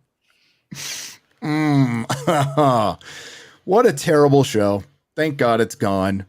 And there's another one going right now, Agatha, that I did watch the episode today. I'm waiting. And the only reason I'm doing it is because I made everybody else watch it, and they've been actually good about doing their homework. I'm like, fuck, now I got to watch it. Played yourself. I know. I spent like 32 minutes of my vacation watching Agatha in Peru. With surprisingly good internet here, by the way. Fantastic internet at this hotel. And they revealed, and no need to put the spoilers paddle up. Do we care if we spoil Agatha? We're No. I don't think it Big shocker. man. Wiccan is Wiccan, guys. Oh wow. Wiccan is Well, Wiccan. I'll be. I mean, the only likable thing is that so many characters died in it, but then I'm reminded they're gonna come back. They're not really. They killed X-Ray Girl. Right. Yeah. Again, Literally no reason. second series They in a took the row. life out of her. You're one of the only characters like that. That was actually, it wasn't her dying. That was just a real life image of what happens to Asian women once they hit 50. Yeah. Right? Like they look like they're 22 years old until they hit 50, and then they look like they're 80. So, They hit the Also- dragon lady phase. No. I think we're learning why this is the cheapest show, though, as well, because this one was 25 minutes long. So they've been Whoa. dramatically thankfully cutting the short. these. Yeah. Thankfully short. It's happening inside of a house. So it's all bottle episode. It's a bottle series, right? Yeah. They were so proud that everything was like real life special effects, though, and then for this one, absolutely no, just blue screen. We're flying through like the clouds and stuff. Some of the worst blue screening I've ever seen. Yeah. So what happened in the episode was they made it to another house. They found a Ouija board. They're being stalked by death. We all know that's Aubrey Plaza now. And Agatha's mom came back as a ghost. And that's her. possessed her, said she was evil all along. And- Get it? I think to stop it, the Asian chick who had just gone through her trial in the last one, who's one of the only people that is like consistently fucking showing, I Nice guess, chick. fucking Aubrey Plaza shows skin in this. She fucking dies because she blasts Agatha, and Agatha sucks up all her power. It seemed to imply that Agatha did not mean to do that. That's It seemed half and half to me. I don't know. I think almost like it was doing it automatically, and then she kind of wanted it. Yeah, it's like when she got that like a fix, drug. she like kept She like Yeah. looked like she was in. reveling in it. But So it I don't doesn't look know. like it. I think you're meant to feel like she didn't actually try to do that. It wasn't intentional. It's like an addict kind of, where it's like once you get that taste of it, she just couldn't stop. Well, but like they made clear earlier in the season, this is what they expect her to do, all of them. So for me, I was just like, well, shouldn't have gone on this trip with her. There you go. She's gonna kill you. Big all. mistake. Now, is the boy Wanda's son, or was it Yes, Agatha's son? Okay. It's Wanda's made up kid that becomes real. And how it becomes real, again, spoilers, everybody, is and how he gets aged up is basically their essence or whatever the hell they are gets projected into a person, in this case, a young gay man, or I think he was gay anyway, who's about to die, who just died. So it's a body that just died, and he takes it over. So that's how the other kid's going to come back too. So many implications. Yeah. Do you That's think how the Steve's kid's gonna come spirit, back. the kid's spirit was looking around like, God, somebody not gay? Can someone else die who's not gay? Anybody? I got another story for you later. Yeah, It'll have I'd to be rather it. stay dead if that were me. Yeah. I got My another dad's gonna story. be pissed. I promise, chat, I will tell you someday down the road, but I got to tell you guys a story later about that because it's fucking funny. Yeah. So yeah, this one is gay. Is canonically gay in the comic books. Mhm. And so we knew that was the big mystery at the end. He And, just goes it's from not being sort of an supposedly- intern to having powers, and then I don't know. It's not really clear to me like how he just suddenly has powers just from hanging out. And he's probably No, he's had always powers had all along, powers. and he's been holding back. Yeah, he's been holding back. And He was waiting the for right person time. that cast, because they apparently in the subtitles it actually told you that he was the one casting the sigil himself. But then Yes. in one of the other Mouth spell. episodes, it said that if you use a sigil, coincidentally, it also wipes your mind that you've done it as well. So he doesn't know Oh my god. that he was the one that cast it on himself. It's basically a house of cards they built deliberately. It is weird though. It made sense that those witches killed Agatha because they've just killed one of them, so you'd do it before she kills you. But then he just throws the others in the stuff as well. Yeah. Well, wait, Murders I he don't was them. understand controlling why them, he right? murders. He was controlling them, right, to make them do that to her. Mm-hmm. Was he? Oh. Yeah, Yeah, he they has had either blue eyes eyes glowing. because Yeah. of the power. Yeah. Yeah. They had Oh. blue eyes. But why does he kill them after? I still don't understand that bit. I guess he Only doesn't a like gay man 'cause can remove a female's autonomy. In Let's be clear. Yeah.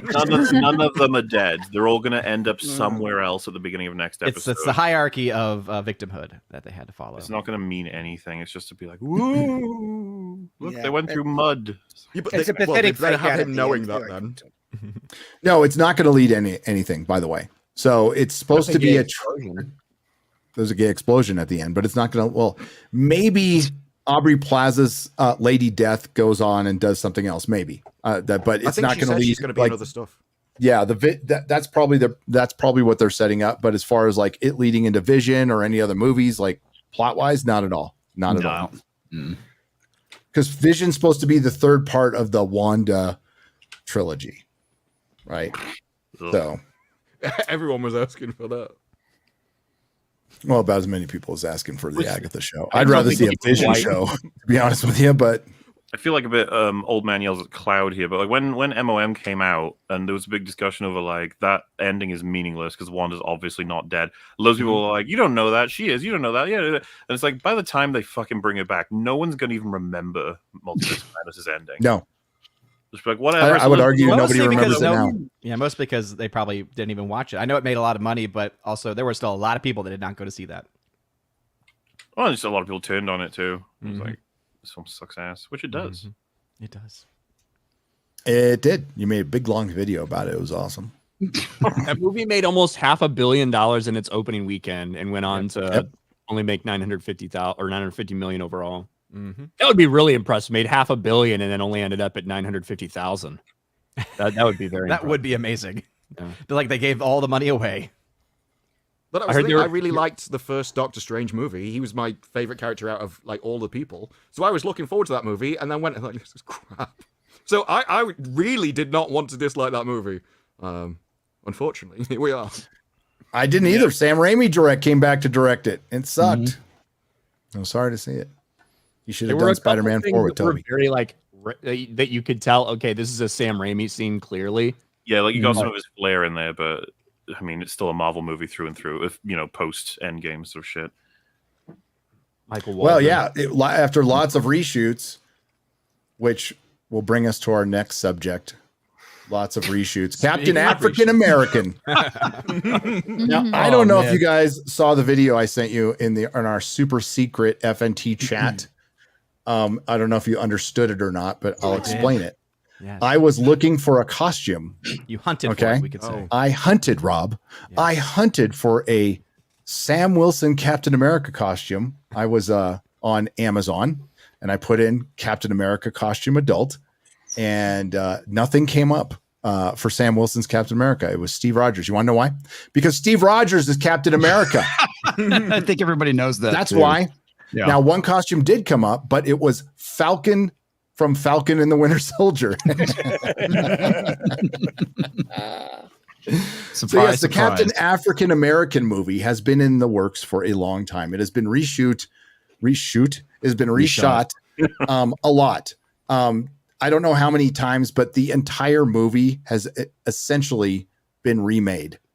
A while back, we were all here. I've discussed this with MauLer on Real BBC. I've discussed it multiple times that there were no test screenings for this show, for this movie. It didn't make it past the internal screenings from people working on post, from people working on the film when they're like, this just is not working.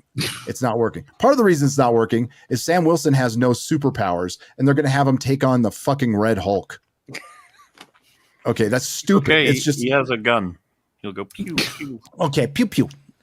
That's part of the reason, but it was just a bad movie. That's what led them to remake the whole damn thing. So it was done, and we have discussed it on this show months ago, right around Comic-Con, that said, hey, that redone version of Captain African American is better, but not very good. So now we have that's Chris Gore has said it. Alan Ng has said it. I've said it. Many others said. Garrett was there. We heard that it was done, but just not that great, but better than the last one. So now there's the big rumor that was going around Twitter from one of the scoopers that essentially says it's not good. Okay. I mean, that's pretty safe bet on this one. I mean, the fact that they're releasing, okay, you know why they're releasing it in February. I know you guys know, but maybe some people in the chat don't know why they're releasing it in February, because it was delayed a couple of times. But the reason they're releasing it in February is try to recapture the magic of Black Panther, releasing it in Black History Month, releasing Captain African American, a hand-me-down. It's basically a guy who gets hand-me-down clothes from Steve Rogers. Is some kind of victory for progressive Hollywood, somehow, some way. And I don't even hate Anthony Mackie as an actor. I think he said some kind of like, I saw their presentation at Comic-Con and it was funny. Harrison Ford looked like he was high as a fucking kite on whatever, acting like a maniac. And Anthony Mackie was actually kind of funny, but the trailer was shit. The trailer looked like shit, and you've seen it now. So this movie's gonna flop, and this is before they're gonna change everything. So whether this rumor is true or not, again, Ryan and I were talking about scoopers beforehand. We feel exactly the same way about them. That they tend to guess like really basic shit that is pretty obvious it's going to come true. And if it does, then they start throwing up hashtags or in their. It's usually behind a paywall, right? Ryan, it's behind a paywall. And they go, well, we got this one right. This vague thing we got right. Yeah, So- it'll be like every 6 months, Marvel is considering starting up production on the Young Avengers fucking movie. Oh my Yeah. gosh. Or, 8 months after Taika Waititi says he has 5 projects to complete before he even thinks of his Star Wars movie. Oh, it looks like the Taika Waititi thing might not be in production anymore. Okay, thanks. Right. Incredible scoops. that we get from Incredible. these. After years and years of this being reshot to hell, hey, sounds like these test screenings aren't very good for this movie. Okay, Wow. perfect. Crazy. Surprise, that happened. surprise. I guess They could have spent upwards of $400 million on this thing. Like Easily. the reports And it's- reportedly were 350 to 375 million with all the different reshoots. This is not something where, hey, a year down the line we'll get tax documents from the UK, because I think this was shot in Georgia, and so they're not required to disclose those like they are for the UK ones, at least not publicly. So there's a chance this movie's very, very expensive for them. Ryan, remember when Hollywood was gonna abandon Georgia over some law? It was like right around 2019, 2020, right after they filmed Falcon and Winter Soldier. They're like, we're done with Georgia. We're not going to shoot anything in Georgia. Guess that didn't last long. No, it didn't. No. I about do that think money. that Disney made some big deal recently with the UK to commit to They did. bringing even more of their projects over there, which from a tax standpoint probably does make sense for them, especially with the numbers they're talking about. Yeah. It's a lot It of free wasn't money over- for them. It wasn't over the law in Georgia. It was over saving tax money. That's why.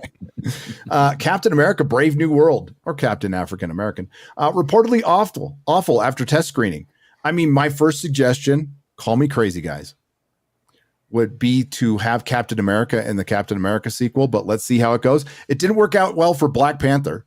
I would have preferred to have Black Panther in the Black Panther sequel, wouldn't you? You know, that probably would have Yeah. made it slightly better. Yes.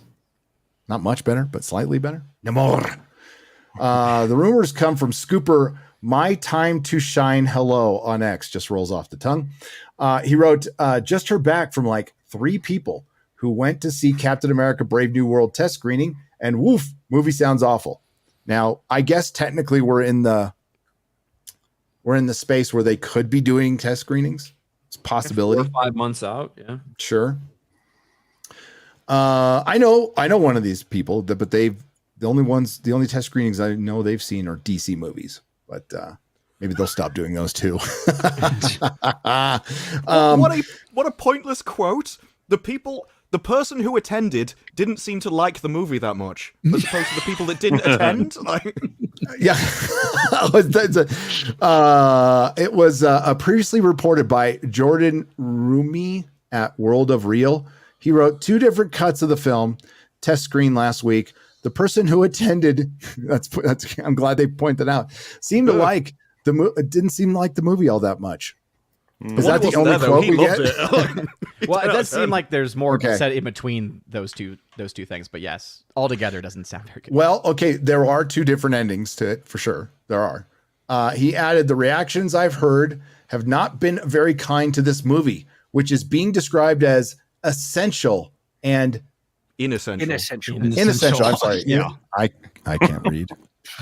I clearly saw that word and I just read it wrong. Inessential and flat. Well, that's going to be Thunderbolts too. Mhm. Can we name one essential movie from Phase 4 or 5? No. The answer is Spider-Man: no. No Way Home. No, They that should wasn't scrap essential. it all. That was good, but it wasn't essential. Technically, yeah. They should scrap it all and reboot from Endgame. Start again. Yeah, I'd because say, even I'd say scrap from Infinity War. Yeah. yes. Yeah. Yes. Because as much as I like Spider-Man: No Way Home and Guardians of the Galaxy 3, they have no impact on anything moving forward at all. Wolverine and Deadpool has no impact. It's just going to be a cameo fest. That's probably where Lady Death's going to come in. Do you think they'll retroactively try to change Thanos' motivation? Maybe back to the comic version. I don't think I that know. has anything to do with doubt it. Again, it would explain a lot. I think Well, they could probably hook her up with completely- Deadpool. I would that's probably what they completely do. forgive Thanos for everything if like I understood that those were his reasons. Well, no, Not just that, I do. hey, we I got a do resource already. He was problem. right. Instead of making more resources with this fucking gauntlet that can do anything, I'll just kill everyone instead. The test screenings appear to have taken place following significant reshoots for the film that were initially rumored to last anywhere between 2 to 3 months and 22 days, which is pretty much the entire time you would take these days to do principal photography for any film. It was initially reported by Scooper's Daniel RPK via Marvel News Films in January that the film would undergo reshoots from May to August. That was also reported by Deadline and the Hollywood Reporter. Just want to point that out.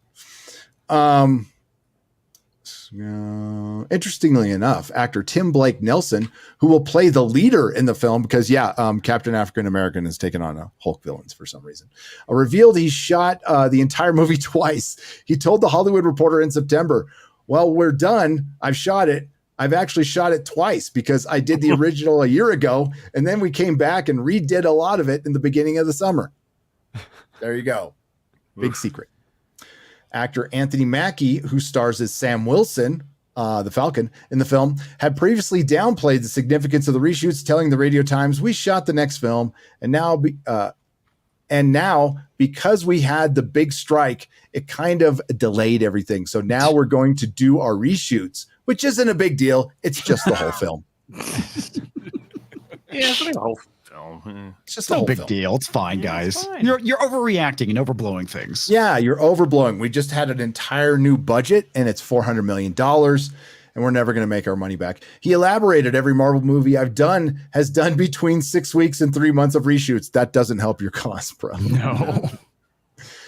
They massively shot Endgame, and the budget for that one is said to have exceeded Rise of Palpatine. It's just how it works. All of these big budget superhero movies, all of them do reshoots. We did in Endgame, which I just mentioned, we did like 3 months of reshoots. So it's always a thing where you shoot and you have to shoot and get it into editing, and then you see what you got. Then you come back and then you make it better or worse, depending on I don't who actually recall sees it. movies actually being made that way consistently. No. I mean, Also, No. it seems like That's- in the past, that's reshoots Marvel were way. a rarity more so than anything else. Also, think about what they just said about the budget there, right? So we're talking about like $356 to $400 million that was for Endgame. Like, think about all the people in Endgame. Think about how massive Endgame was, and they're The spending cast, that much, yeah. if not more, on this movie. I mean, dear Lord, man. No, but what that quote shows you is that these are such mediocre people that they are so used to failing, it's become normal. It is used for them to make a piece of work, and it being so awful, they need to work on another 3 months to reshoot it all, rather than doing it correctly the first time. There's no reason your script shouldn't be finalized so that you just shoot all of those shots and you put it in editing and it works because you wrote it right the first time. If you're so awful you can't do it that way, you really shouldn't be working in the industry. But because Isn't they're it, all that bad... It's now considered like partially a surprising superpower of James Gunn that he doesn't do reshoots typically. He's like, no, usually get it done first try, and everyone's like, whoa! It's like, well, you're supposed to plan it out. Like, Yes. that used to be somewhat normal. Like, you I get reworked the script, not the movie. Yeah. Oh, shocker. James Gunn's been a filmmaker for quite some time, so he knows what he's doing. This is kind of like the Marvel way that they've established. Yes, it is. Mhm. I don't know if you remember, maybe it was after the Marvel's failure when those big pieces started coming about internally, what's been going on at Marvel. That was one of the things they mentioned, was that they had gotten so used to very haphazardly going in there, filming something, and just banking on, hey, we'll fix it in the reshoots, even if we haven't come up with a full story yet, and all this stuff, just because they had happened to do it that way for a while, and they still came out the other side with big wins back when the IP was healthy, and people would go out and watch all of these things just because they were connected to the MCU. Well, one could say They mentioned it in the book that they wrote. They mentioned it, and it started with Iron Man because Iron Man never had a finished script. you could They were definitely just kind of making it as they went. A good thing to have as part of the process. You could convince yourself by saying, like, we could have something good and then we can refine it with reshoots into something great, or we can avoid something catastrophic if we make some serious mistakes. So just include reshoots as expected at this point. In fact, actually schedule them before we've even started filming anything, because we know we're going to get there at some point. You know, that it, like, you can triple it up, quadruple it up, and eventually realize, like, where's all our money going? How come these things cost so much? You're like, crazy. I don't know. And if they had smaller budgets, they would work harder to make sure it was right the first time round. It is literally because they know they can do that. It just makes them sloppy. Saying throw money at forever, the crazy idea of planning out and having a script before shooting, that's just insane. It's too much. You can't be doing that. Write it as you're doing it, or don't write it at all, actually. Yeah. Well, yeah, and it's like the director's job to have the movie going in his head as you're filming it, so that he knows how it's going to be in the edit as it's going along and as you're making all the scenes. So if you're like, oh, we just film all this random crap and then try and make a movie out of it in the edit and then find out it doesn't work because no one was really planning it, you need better people. Yeah, and now that they have less money to play with, and you can't, you don't have all this investor money. There's no streaming bubble to count on anymore. Now your movies actually have to make money, and when we hear this, Ryan's talked about it before a lot. When we hear this, it makes you wonder how much money the past movies made. Like, fucking Endgame did bonkers. It did crazy, but if it had a $700 million budget, it wouldn't have made as much as it normally would have if you had just had a plan, because that movie was always going to make a shitload of money. That was a sure thing. But we're in different times now, and they're not profitable. The arguments can be made that, well, we know Shang-Chi wasn't profitable. We know The Eternals wasn't profitable because they took a huge write down on those two films. So, and Black Widow as well. We know the lead actress sued Marvel for Black Widow, but we also now can look back and really question, was Thor: Love and Thunder profitable or Wakanda Forever? They made $700 million worldwide, but were they profitable? Thor: Love and Thunder was not. Probably not. Yeah, Probably Thor: Love not. and Thunder was about a $54 million loss, based off of what was reported, at least. Well, remember, the only way that they could make it look like it didn't lose money is if they included the money that Disney paid themselves for the right to have it on their own streaming service. Yeah. That was the only way that movie theoretically broke even for them. Because, normally back before we had our own streaming service, we would have licensed this out to Netflix for $100 million. So we'll just pretend that that's what we're doing on the streaming service that we already own. And something that people don't like to talk about when they're trying to say these are also great successes is the opportunity cost, as in we could have had something that made X money and instead it made money, but nowhere near what we were looking for, and that's going to affect the future. Money left on the table. Exactly. I asked Star Wars about that one. The thing is, if you describe what he's done to any business person, they're going to think you're insane. But you do see it. We saw it in social media.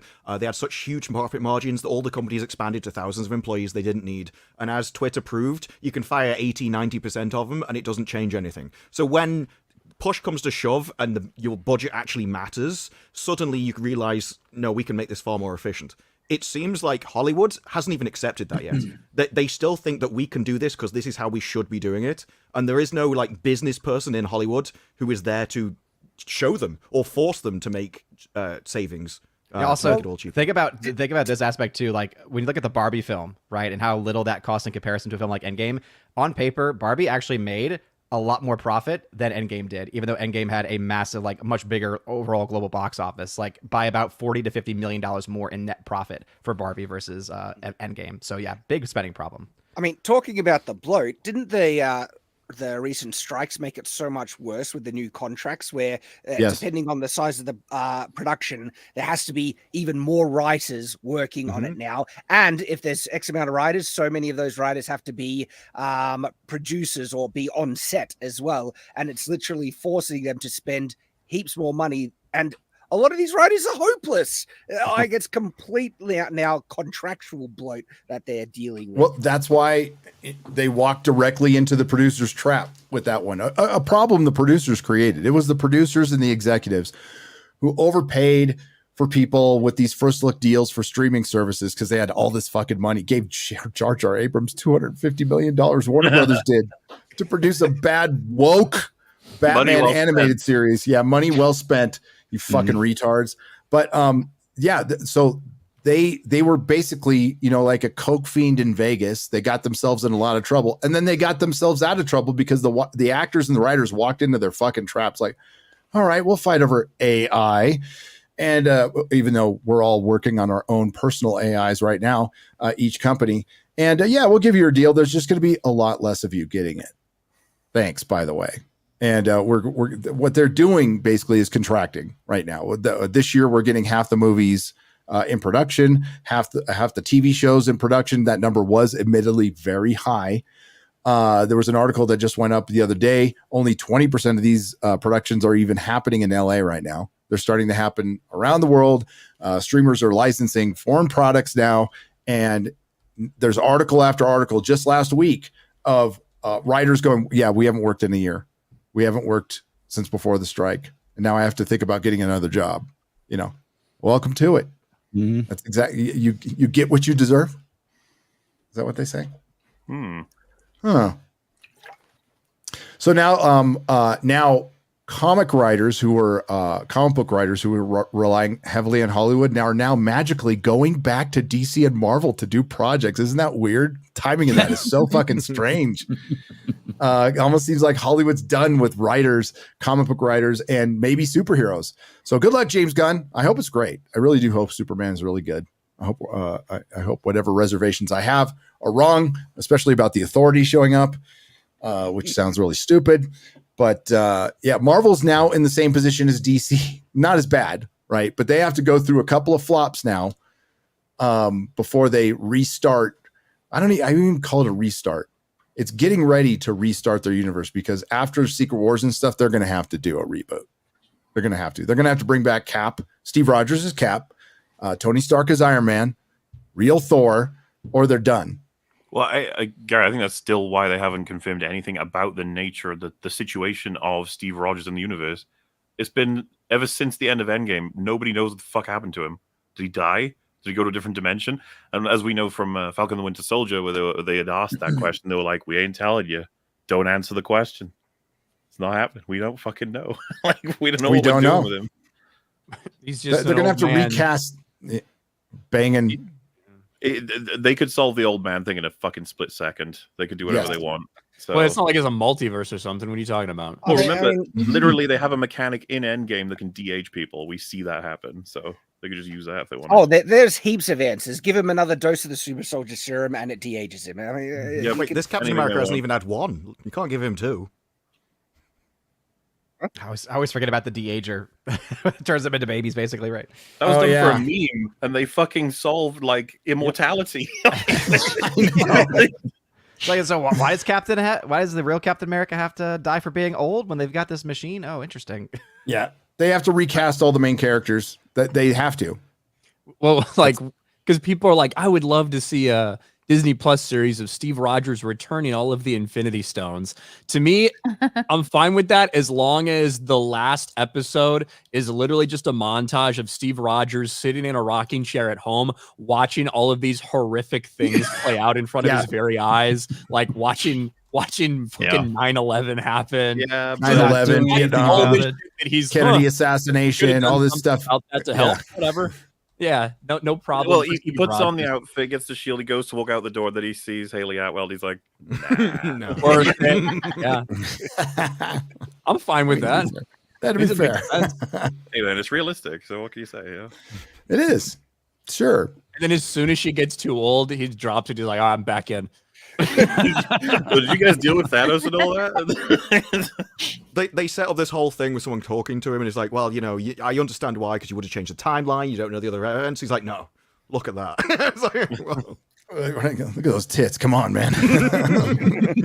You're on your own. Dude, that shit was so funny. A man has needs, and I can do this all day. Even Haley Atwell Motorboat that all day. Even Haley Atwell herself making fun of Multiverse of Madness, saying, I turned up, I say that I could do this all day, and then I die. I know. God. The biggest crank. I talk about that a little bit with in Deadpool, right? Because of those character cameos that we saw and were just like immediately disrespected, like John Krasinski just gets turned into noodles or whatever by Wanda. If we had seen Johnny Storm return, Chris Evans' Johnny Storm return in that movie, and if the same thing happened that we saw in Deadpool, we would kind of be outraged about it. But because it's happening in a Deadpool movie, everyone just laughs because it is a little more. Because it's actually funny. I wasn't laughing. I was. I meant the royal we, not the Welsh we. Not the Welsh we. All right, moving on. We can. Do we have any more, Garrett? Hey, Jamie, could you pull that out for me? In a momento. Are your legs falling asleep yet? They're all sitting on the floor. You can sit on a pillow. We have to move positions every like.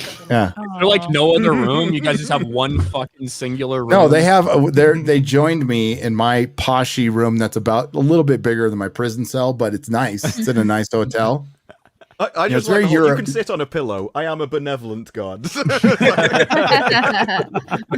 Oh yeah, there's this. God. This is making okay. So I had to ask because I'm on vacation. I like to check this stuff up because you don't know if somebody made this, but this is from a book, Ryan. So please fill the people in on where this actually comes from. Yeah, so this is not like a new story necessarily, but the reason it's making the rounds is because the Secrets of the Clone Troopers is like this big book that's being published with actual art of all these clone troopers, and then kind of Captain Rex giving them a description and shit like that, almost like a source book type of thing. But this character actually made their debut a couple years ago, and I remember when this came out because there's a bunch of quotes from the author being like, well, they asked if I could turn this person trans. I thought, oh, no, that wouldn't work. But I could create a whole new trans character and have them interact with Anakin if that works. And then like Anakin Skywalker gives his blessing to this trooper over their gender identity problem. Jesus. Yeah. Fucking clones. This is so retarded. And it's so not on the nose to have this person's armor be trans colors. I guess he's trying to get in the Bad Batch, I suppose. In a galaxy far, far away. I have to agree with chat. Does look a bit like Dan Vask. Oh boy. Welcome back, by the way. I guess your oppressive leader decided to allow Twitter back up again. That's the only. Paid them. Oh, Twitter paid them? Twitter paid all the fines and gave in to every demand, yeah. Oh, What? I'm against it. Really? I think they should have kept Dan Vask off Twitter, but that's me. Just him. Like the leader Just comes for out him. and accept you. Bro, here's a quote from that book. Queen's Hope is where Sister made their debut. Anakin, Jesus, sister. the Jedi Jesus. are all about transcending things. I don't think we can complain if you've transcended gender, Sister. Transcended gender. We'll work on it, but I like where it's headed. I'm sure the rest of the troops do too. You know, when they're on those lonely nights on those transport ships. Jesus Christ. Oh, fucking Star Wars, dude. And this is 2 years old, but yeah, it's making the rounds now and it's real. And Wait, if it's 2 years old, as far as I'm concerned, this is just engagement bait again from this account. So the thing is that Yes. this is the first Yes. official like artist depiction we've seen. okay. Oh, okay. So there was I think this dumb bitch, the fat dumb bitch who wrote this book, originally had posted some concept art a long ass time ago, but this is the first official like look that's been published in anything. So that's why it's kind of making the rounds as opposed to a book that people actually had to read that sold maybe like 6,000 copies. This is a very tangible, hey, here's a picture of our trans clone trooper. I just find it interesting that they still go out of their way to make this character look like a man. I mean, are they trying to say something? Can we point out I got news Can we for point you. out that while they didn't start out that way, they're called stormtroopers. They are based on fucking Nazis. Okay. Yes. And they turn into Nazis at the end. But thank God it's right up there with that rainbow flag, like what was it? Rainbow Trooper, the Azhaz. The right? rainbow trooper that has it's like, way to go. The ultimate evil were inclusive. Yeah, we know. Well, like it would be as funny if they had a rainbow flag with an orc and Yes. Dude, we are so close. We are so close. Oh my God. Get it off the screen. Yeah, in season 3, you know that scene Out where of it's my light sight. on one side and dark on the orc? That'll be reversed. And so the Alphan army will be in darkness. And there'll just be a giant rainbow above them charging. they link all the rainbow flags together and fire a laser at Gilgalad. Oh, yeah. You know, like it's times like these where I'm just hoping that Hollywood is done with genre. And yeah, it sucks. We're in a time where this should be like the golden age of fantasy. And they've taken high fantasy and turned it into like low fan fiction. So just fucking leave it alone. Let it go back to the niches. And I'll just read old books. It's so fucking sad to see. But where Marvel at least is trying to stop the bleeding, like Star Wars has made no effort, and all they've done, they had to it's like they quietly pushed the cancel button on Acolyte and then ran away from the internet because they knew. Shit, you know. It's that whole meme, me sleeping after I've just pressed post on a tweet. Yes, like that's what they've done. They didn't come out and say it, right? It got leaked. That's true. So I don't think they ever anticipated having to answer any questions about that necessarily, and that's kind of why they've treated it like they never said anything, because they never officially said anything. I really wish that picture would. I really wish that picture is a bad Photoshop of Tamura Morrison in a wig. That would be hilarious. Like, we weren't meaning to make him trans. We just wanted to give him a haircut. He would go, at least I wasn't fat. That poor guy. He was funny about it, at least, being in that awful Boba Fett show. He fucking did, because it took him a while, but he eventually did say, like, Mando just stole 2 episodes from me. But, you know, yeah. Well, they didn't give him enough time. Yeah, but he's probably coming to realize just how disposable he was. Like, they only had that show up and running for keeping people busy, right? It was supposed to be like, make this quick. They stumbled over it. It wasn't even fully complete. Have two episodes from a different TV show in it. So yeah, he was probably just really happy to play Boba Fett, poor guy. It's almost like the firing of Gina Carano ruined whatever fucking plan they had, and they had to like rewrite stuff and just insert it in. And Robert Rodriguez was involved in that. They also thought they might have been losing Pedro Pascal at that time, remember, too. That would have been a plus, but yeah, you're right. You can tell that's definitely what was happening with the result on screen, right? Like, rarely ever see his face like consistently now. We didn't see it at all in season 3, right? Not once. Yeah, because he's just the voice now. Yeah, you won't do like even. I was about to say you won't do facial appearances. No facials. No facials. And that's why, like, the Boba Fett episode in Mando season 2 was like very rushed and cobbled together, and he was like kind of fat and out of shape because it was a very last second thing, and they brought him in for the other handful of episodes he was in. He's basically just the fucking taxi driver in the finale. Yeah. You know, like, he's not really required for a lot of the big pieces that needed to happen. So I think that was kind of their way of saying, hey, if you fucking leave, we don't need Mandalorian, we got another one ready to go right here.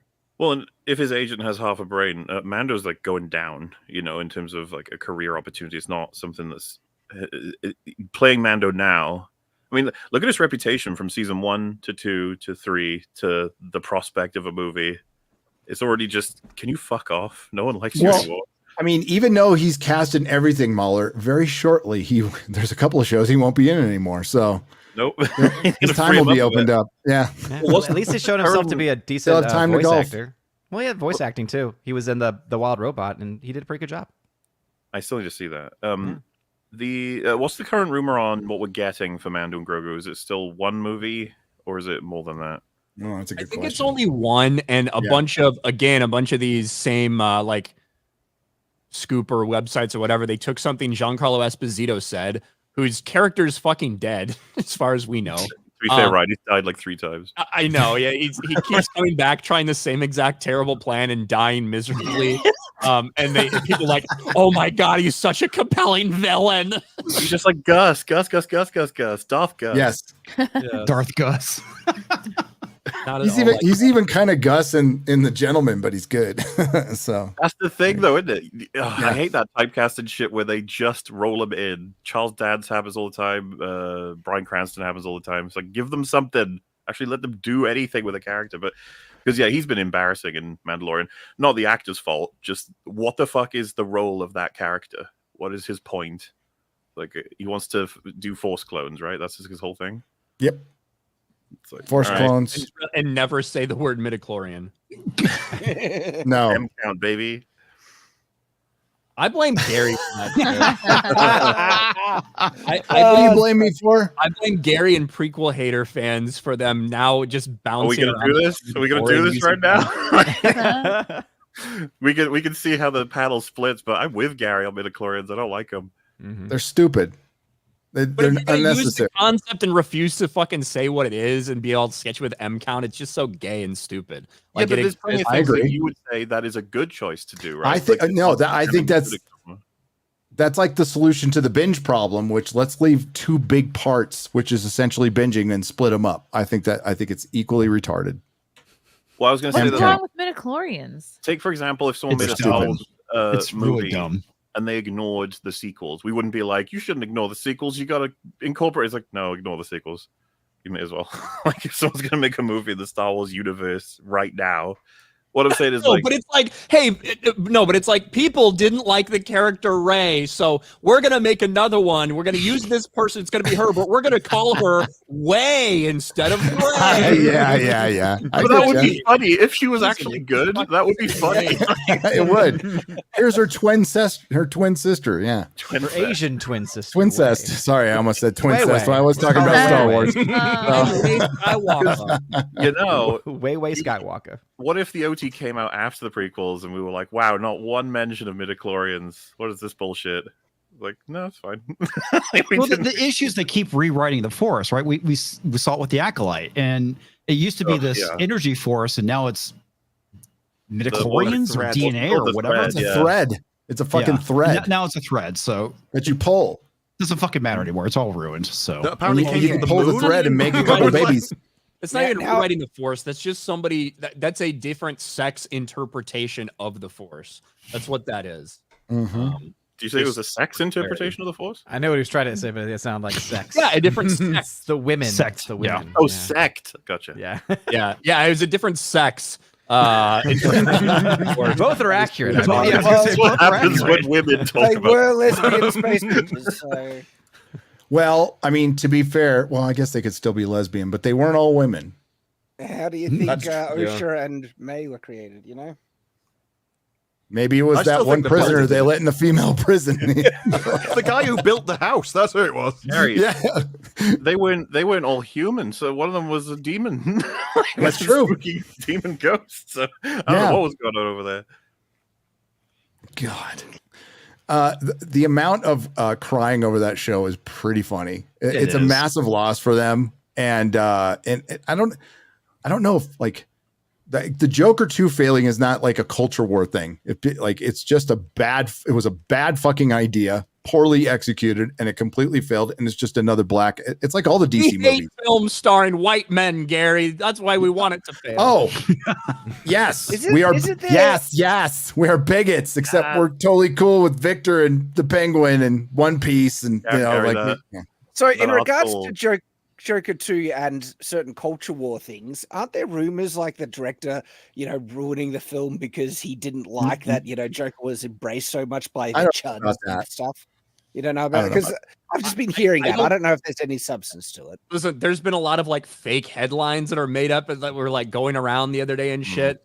I've talked about this before. I don't know if I get that type of feeling or whether Todd Phillips begrudgingly agreeing to do this was like, I need another way to subvert everyone's expectations, so I'm just going to undo everything, and you're going to be left with this. Yeah, I do think he was affected by the press because of the things like the lines of, like he seemed to knowingly not be giving the audience what they want, because it says, I don't think we're giving the audience what they want. There's another line of going, a lot of people see the Joker as some kind of martyr.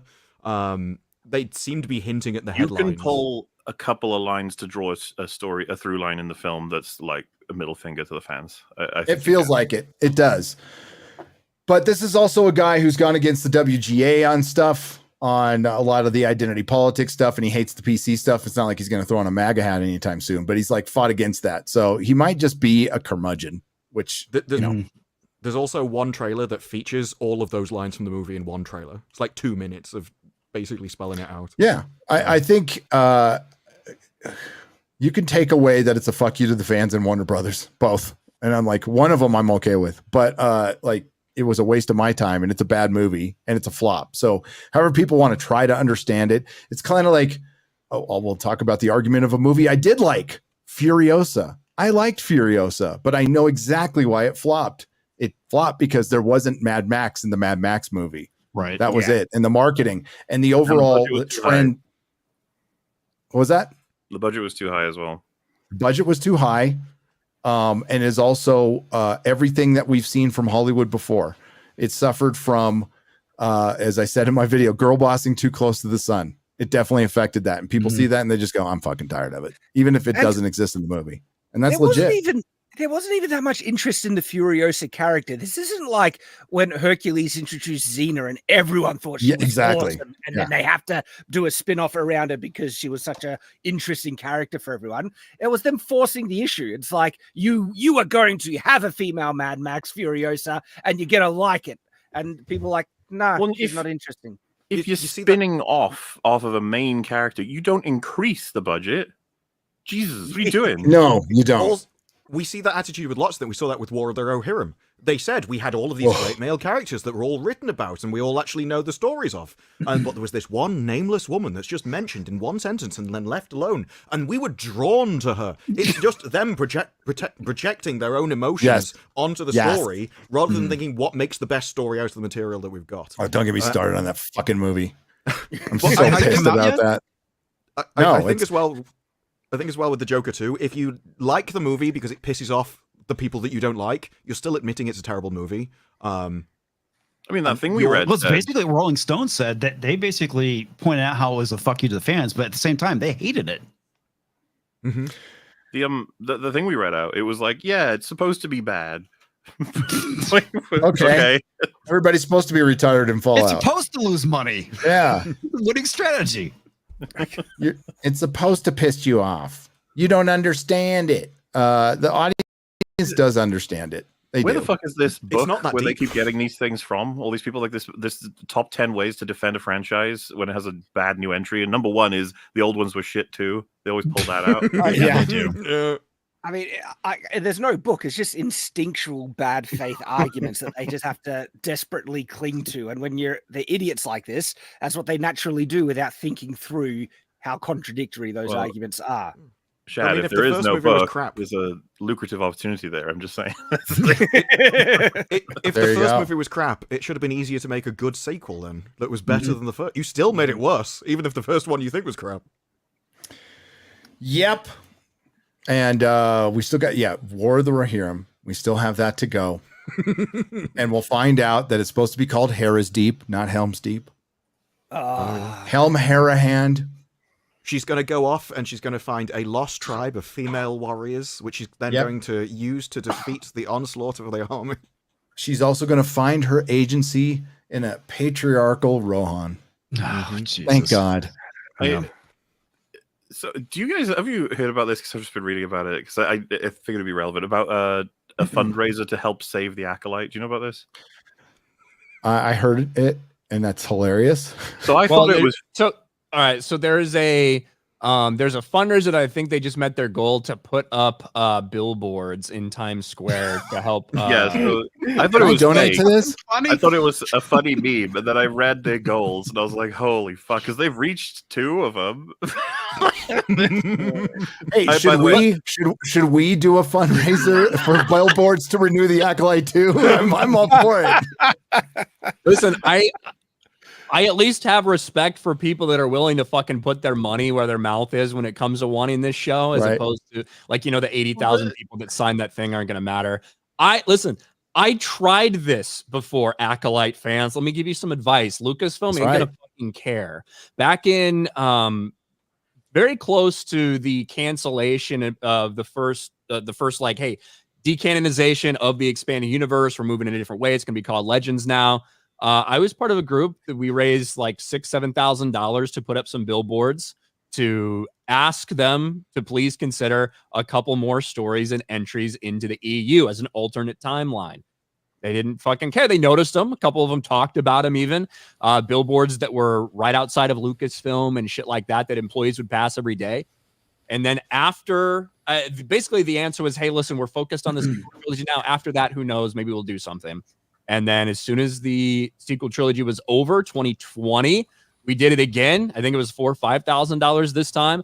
Put up billboards right outside fucking Lucasfilm. Hey, please consider more entries for the Star Wars expanded universe. So a lot of fans would like to see this shit. That has a lot lower cost than the Acolyte does, by the way. And Lucasfilm, they weren't interested. Do you remember the fucking passion behind something like Firefly and it didn't work out? Like the idea that a petition with $2,000 raised is going to literally even be noticed by anyone. Right. Firefly got a movie and then they fucked that up, but it still didn't do well. Like it's looked upon well now, but it didn't. It was a box office flop. So Yeah, that stuff tends to happen. But I am all for throwing up a couple of billboards with like Disparu's face and says, "Please help this That'd be for man. Willow. Please help this man renew the acolyte in Times Square." I just Let's like fucking do the it. amount of anonymous donors on that GoFundMe. It's like, look, I'll give you money, but I don't want my name tied to this. It's like, Wow. I think it's 52 donations. So They hit the 52 goal. people have put their money where their Yeah. mouth was. So the reason I found out about this, there's a tweet for it with 1,000 likes that says, "Oh my!" It's all in caps lock. "Oh my god, we did it! We've done it! Oh my gosh, we made our goal!" This How is many people? amazing." wait, How 1,000 many likes, people? but only 52 52. donations. 52 donations. 52 donations. Like, which is actually all of the Acolyte fans pooling. That their is. money. That is came why it together. got canceled. I reckon like Amandla Stenberg donated the $2,000 and everyone else was like, "Is a $5 or something." Like The rest are like the cameramen and stuff. Like, please. That's Wow, about that's only- $43 a person, by the way. Like Wow. people I'm are gonna making sound their like a- personality to save the show they don't even watch. It'd be funny if they were all said anonymous.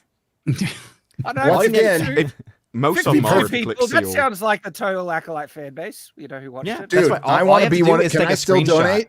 I'm All going you to have to donate tonight. Fucking, let me be perfectly clear. I am all for this. Hashtag renew the acolyte getting trending on Twitter right fucking now. Let's do this. And IGN gave like Willow a 9. It's one of their top ranked shows. The Acolyte only got a 6. Willow is far more deserving of a sequel. Bruh, I think you're going to have to let Willow go. I'm You really might be- sorry No, to tell you that. no. You need to start one of these, I'm man. with you, Warwick. Can we get Warwick Davis on FNT? I think I don't think we've seen the last of It'd have She-Hulk. to be a short episode. No. It's pretty small-minded of you, man. It's a low bar to walk under. Sorry, that was not as good, but whatever. Let's Like get if to, you were on here, it would totally dwarf our star power, you know. Yeah, no, Yes, no, we all have shortcomings. Yeah, it could, like him coming on FNT could boost his visibility. So Low hanging fruit. This is just the rest of the show. These jokes are getting a little cringe. just saying. they're falling a little short. I almost made that joke earlier, but I'm no size queen. it's a low but- blow, Gary. Hey, put up that meme again, Garrett. When they had up. Jamie, could you pull that up for me? Is Joe Rogan going to interview Trump? Is that really going to happen? Ooh, I hope. yes. That'd be We'll amazing. see that.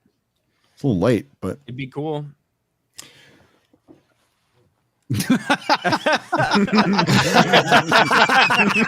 Saw that earlier. That's hilarious.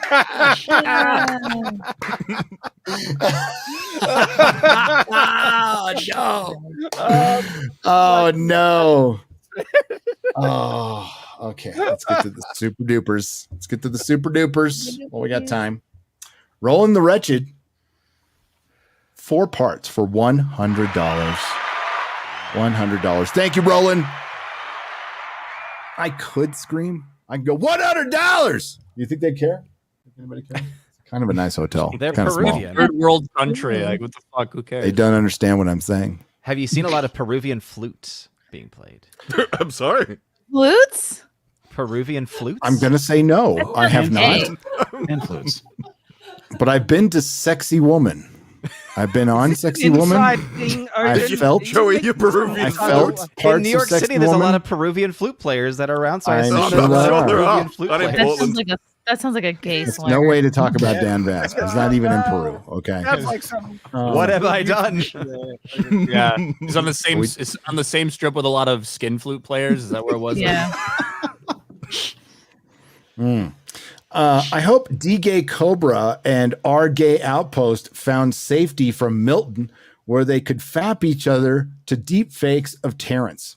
It would be sad to lose either of my favorite ambiguously gay YouTube. Oh, I should have said ambiguously gay YouTube duo, but I like ambiguously gay YouTubers better. I hope the rest of the gays and gamers crew is safe as well. Are they safe, Ryan? I don't fucking know. I'm fine though. Okay. Good I'm answer. just listening. If you get taken out by a hurricane named Milton, like, come on. They're I all know. dead, but I'm fine. Pussy No, one. every On the gravestone. funeral is going to be they took his stapler. Yeah. Roland the Wretched once again says, speaking of gay things that blow, Dan Vosk might be moving to San Diego.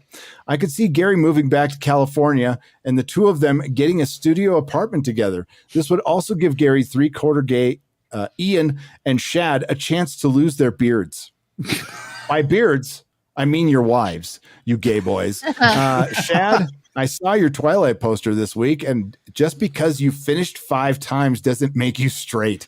Everyone else may not know what you do with your boys in the outback when the camera's off, but emus do. Emus do. I'm scrolling. It's called scrolling down, X-Ray Girl. Today's read is Leviticus 18:28. If you defile the outback with emus, the emus will know. Hail FAQ, Fellowship, Mods, Chat, Baby Thor, and Pizza Time Hawaiian Pizza, which is now in San Marcos, California. Don Vosk and Gary will gaily finish their song together in San Diego.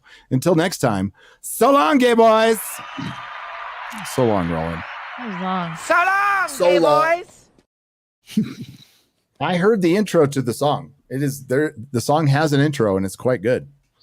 It's quite good. It's because I co-wrote it. It's gonna be the greatest song ever written. Not just a tribute. Not just a tribute. Fuck Jack Black. Noons has gifted 100 Nerdrotic memberships for $500. Damn. Wow. Wow. Holy shit! I got to do a watch party then. Maybe. Somebody asked about Penguin. When I get back, we'll do Penguin. When I get back, there'll be a couple episodes left. I like this two-face lighting you've got going on. Like part of your face is Yeah. in the light, the other part is in Bad Gary, good Gary. Oh, you like that? Do you know what it is? It's my phone. It's my cell phone falling behind my computer. See, this is what we call budget filmmaking. It's amazing stuff. See, And it that's where becomes somebody like noir. looked at it and they were like, wow, I really see the intent behind that lighting for Gary. He's trying to send everyone a message that this is what this really means. And he's like, oh, fuck, I just messed up the lighting. My bad. Yep. Modern art. retarded now? Yeah. That's the best way to go. We're all retards here. Legalized Adulthood has gifted 20 Nerdrotic memberships for $100. Thank you. We will not legalize adulthood. Eric Sheedlow for 50. Hey, hello. It says, hey, fellow shippers. Son of Tardo friend make T-shirt with Ryan motto. If you're a man who hasn't seen Star Wars or Lord of the Rings, you're gay. Queenie is in body wash ad, in tub, pants tight. Be right back. Hail to y'all, 199. Lock it in, yay.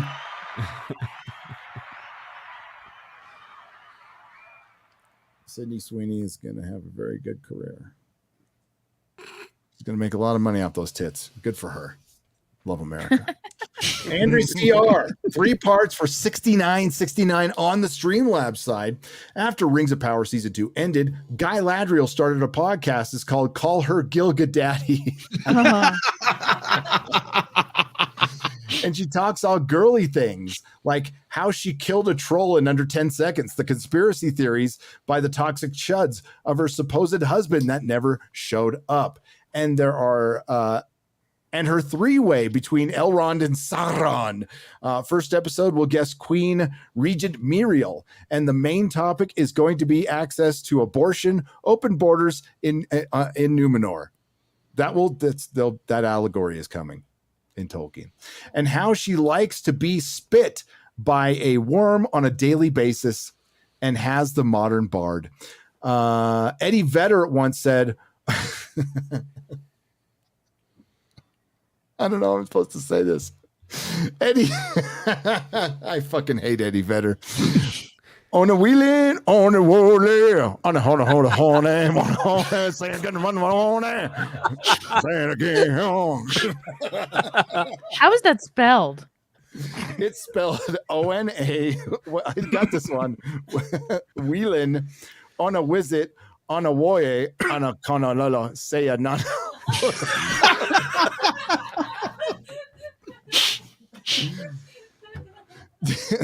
the the how Pearl Jam sounds to normal Pearl people or whatever that video is, it fucking gets me every time. It's so good. Eddie Vedder sucks. Pearl Jam sucks. Offspring fucking suck. That interview, the Offspring guitarist talking about like he's some authority on fucking punk rock. Shut the fuck up. Taylor Swift is more of authority of punk rock than you are. Right Said Fred, quite literally, is more of a punk rock band than the fucking Offspring. Fuck off, you posing pieces of shit. Sorry. What exactly? Hail Mage iDots 199. I ended that one. Yeah, I fucking hate it. I do like Eddie Vedder did a song. Well, it's Someday We'll Go All the Way. It's about like being a Chicago Cubs fan. And there's a live video of him doing it at Wrigley with the entire crowd singing just a year or two before we won the World Series. It's fucking awesome. Gives me chills every time. So I like that Eddie Vedder song. He grew up in Southern California. I don't care. I don't know. He went to my high school, dude. He partied with my sister. His name was Eddie Mueller. If the options were Padres or Cubs, I know what I'd take. So Padres tonight in 5. I do hope they win. Yeah. You're gonna take me to the World Series if they go, Gary? Yep. I already told my son, it's a big if, but if they end up in the World Series, I'm going. And it's like it'll be, I think it's starting right at or right after SpaceCon, but yeah, I'm going. So we'll go. I'll take you. Hell yeah. Wow. I'll take my oldest son. Fuck yeah, I'm not gonna miss that.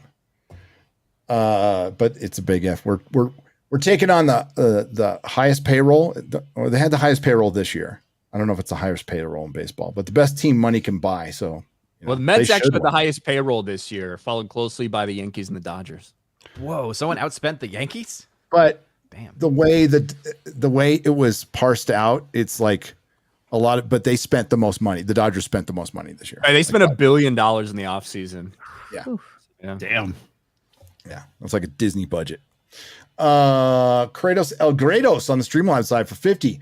I love it when you call me Big Fitty, but I'll settle for Mr. Testosterone. Shout out to my heart to you homies.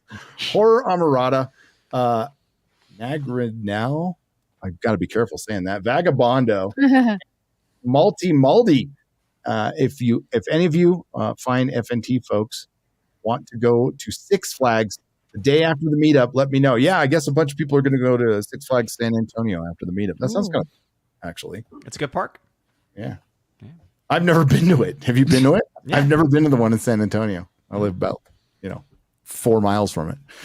I've been to like in the 90s, so it's been a while. Yeah. I've been to the one in Dallas, never San Antonio. I've been to Magic Mountain.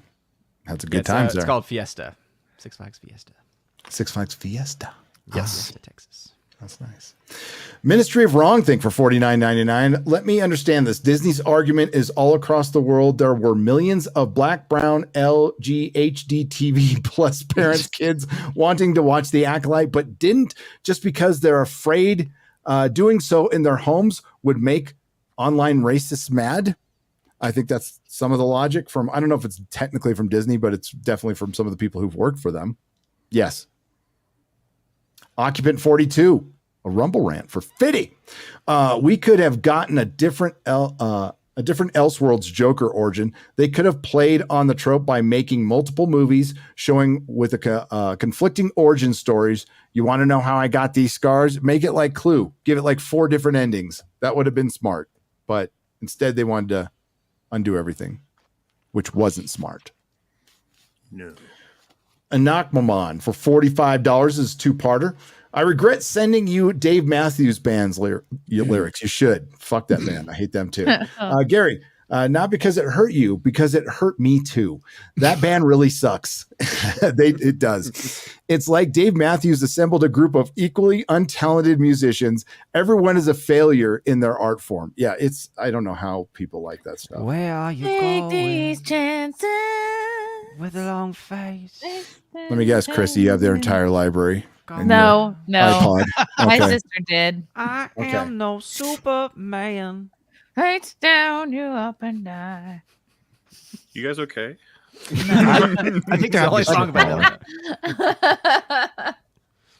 We're not okay because they're singing Dave Matthews. The sax solos sound like a duck being stabbed repeatedly in the chest and letting out its dying breath as its lungs fill with blood. For fuck's sake, everyone is retarded. In short, the Dave Matthews Band is a bad reboot of music. Have a good night, everyone. I totally agree. That is a wonderful super chat. Oh, it's like Counting Crows. They fucking suck too. God, they're fucking terrible. They played them all the fucking man. It's like, oh yeah. fuck. I can hate that song. Shit, I have a stroke. Half shaved bridge kitten for $40. 2 parts for $40. Will the flea invested subject be quietly locked away, or will the dull-eyed gulls cry even louder, demanding your scraps? If this continues to limp on, cradling its hypocrisy, how much more will it burn? Are these orcs supposed to be Haitians as a kitten? Rings of Power 55-minute Mr. Barrow sat me down, and I had to watch and see if it was actually true so bad. I scratched down the lines and realized it had pointless ellipsis, empty, epitomize, and even useless sentence fragmentation. Was English their second language? That's definitely mine. So, no, that line which I put in my final review video, like encapsulated the series and Amazon's approach to it. Like some things are broke and they won't fix. You know, sometimes you just fuck things up beyond all recognition. That's pretty much what the show was. Did all of us just have a stroke listening to that? Because I was just very I confused did by too. those Well, things. dude, okay. I was trying to say in a sentence, epitomize. Okay, it was epitomize. Or I'll get back up there. Hang on. I got to find it again. I gotta scroll back up again and find it. You got to scroll up or down, whatever the fucking you kids say. Enhance. All right, I'll try. I scratched down the lines and realized it had pointless ellipsis, empty epitomize. It's epitomize, not epitomized. Empty epitomize and even useless sentence fragmentation. Was English their second language? So I don't know what an empty epitomizes. We can't help you. There's a very good chance that he's smarter than all of us. I just want to point that out. Yeah. And it makes perfect sense, except for us retards. All right. Stephen DeLeon for $5. MauLer, I'm tired of hearing of Jeremy talk about how good Interstellar is. Can you please educate that cousin-loving hillbilly, please? Is that somebody commonly talks about? When he's not talking about playing Nintendo or Titanfall or the 4 things he's done that he talks about over and over again. Listen, one day I will make my Interstellar video, and then everyone can know why I just. I sure hope he watches Joker 2 before Monday. That'll be funny in a few days. Bido for 5 Canadian pesos. Question for Shad. I'd really like to know if there are any insights into how Sanderson genuinely feels about the Wheel of Time adaptation. Seems like he's mad. Oh, he actually kind of outed a bit on a panel he did, and I forget if it was at Comic-Con or something like that, where he says, "I'm sorry about the Wheel of Time. I tried to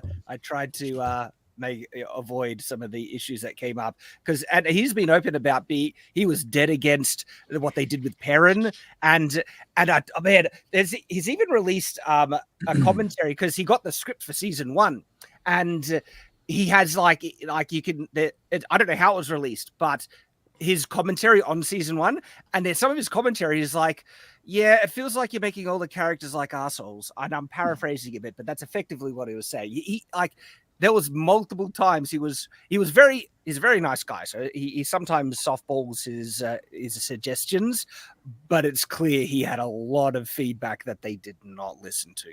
And he has a YouTube channel where he did episodic reviews where you can find out, and then sometimes he comes back and talks about it again.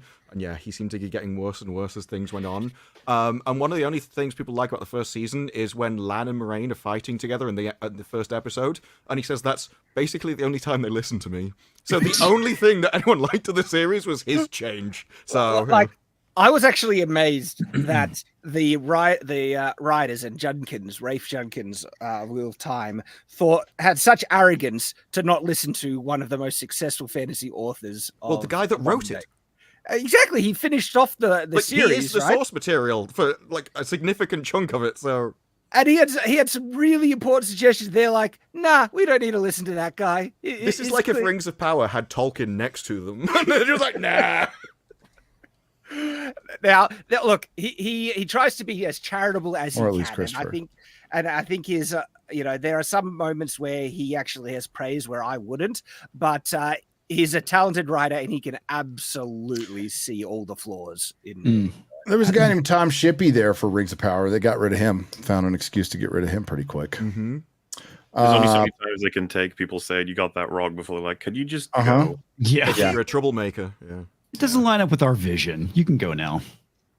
Yeah, they made up some excuse that he gave up some spoilers in a German interview or some bullshit. Total fucking bullshit. Fuck that show. Fuck everybody involved. Should all be fired. Never allowed to work in Hollywood again. Candy apple. This is from Padawan Corpse for $10.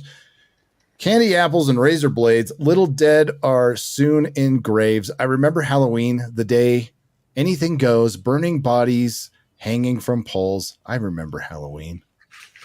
It's a different Halloween than I remember, but and I was at the first one, dude. So, Padawan Corpse for $4.99. Sweet, lovely lady death. I'm waiting for your breath. Oh, sweet death. One last caress. One last caress. Little misfits. It's like my life, little misfits there. especially if it was Aubrey Plaza. Death. We don't want that to happen. She's good in the first 2 seasons of Legion. She is. Griff Nizzle for $10. Long man enjoying the Elm Street series, you folks. Had me cracking up. Glad you like 3. Maybe a bit harsh on the first one, but yes, 2 was indeed the homosexual one. That's been a fun series for people who have been completely... I think our entire cast hadn't seen the set before. So watching Elm Street 2... gradually, like, we all just agree it's so gay. And then we find out that, broadly speaking, people consider it the gay one, which is just funny.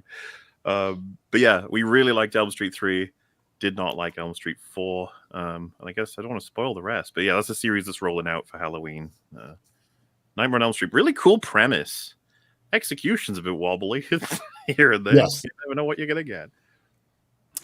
Gay Carpenter 77 for $5. Chat, let's make this one the biggest FNT and with no Gary.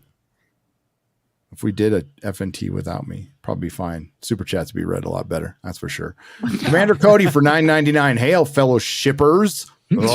Remember when artificial intelligence was a blonde chick changing her hair color to brunette and wearing glasses? Yes. Well, it will be eventually. Elon rolled out like his robots. Yeah, Optimus. Yeah. How can anyone not think about just sci-fi horror films and stuff? The end of the world. Terminator. They can pour drinks very slowly. Watch out. Yeah. Yeah, and it's probably a guy controlling them with like VR glow. I'm pretty sure that when someone was having a conversation with them, it was just I thought somebody that saying it. when they're like, "Hi, my name is Bill," it's like, "Hi, Bill, my name is blah blah." And I was like, "That." Yeah, it was feels... using like human slang and stuff. It was Yeah, I wasn't quite convinced that was AI voices as opposed to just some guy on a computer. Right. I'm not sure how you make them slip up to prove that though. That would be a fun challenge. You make a little device. Call it Void Conf.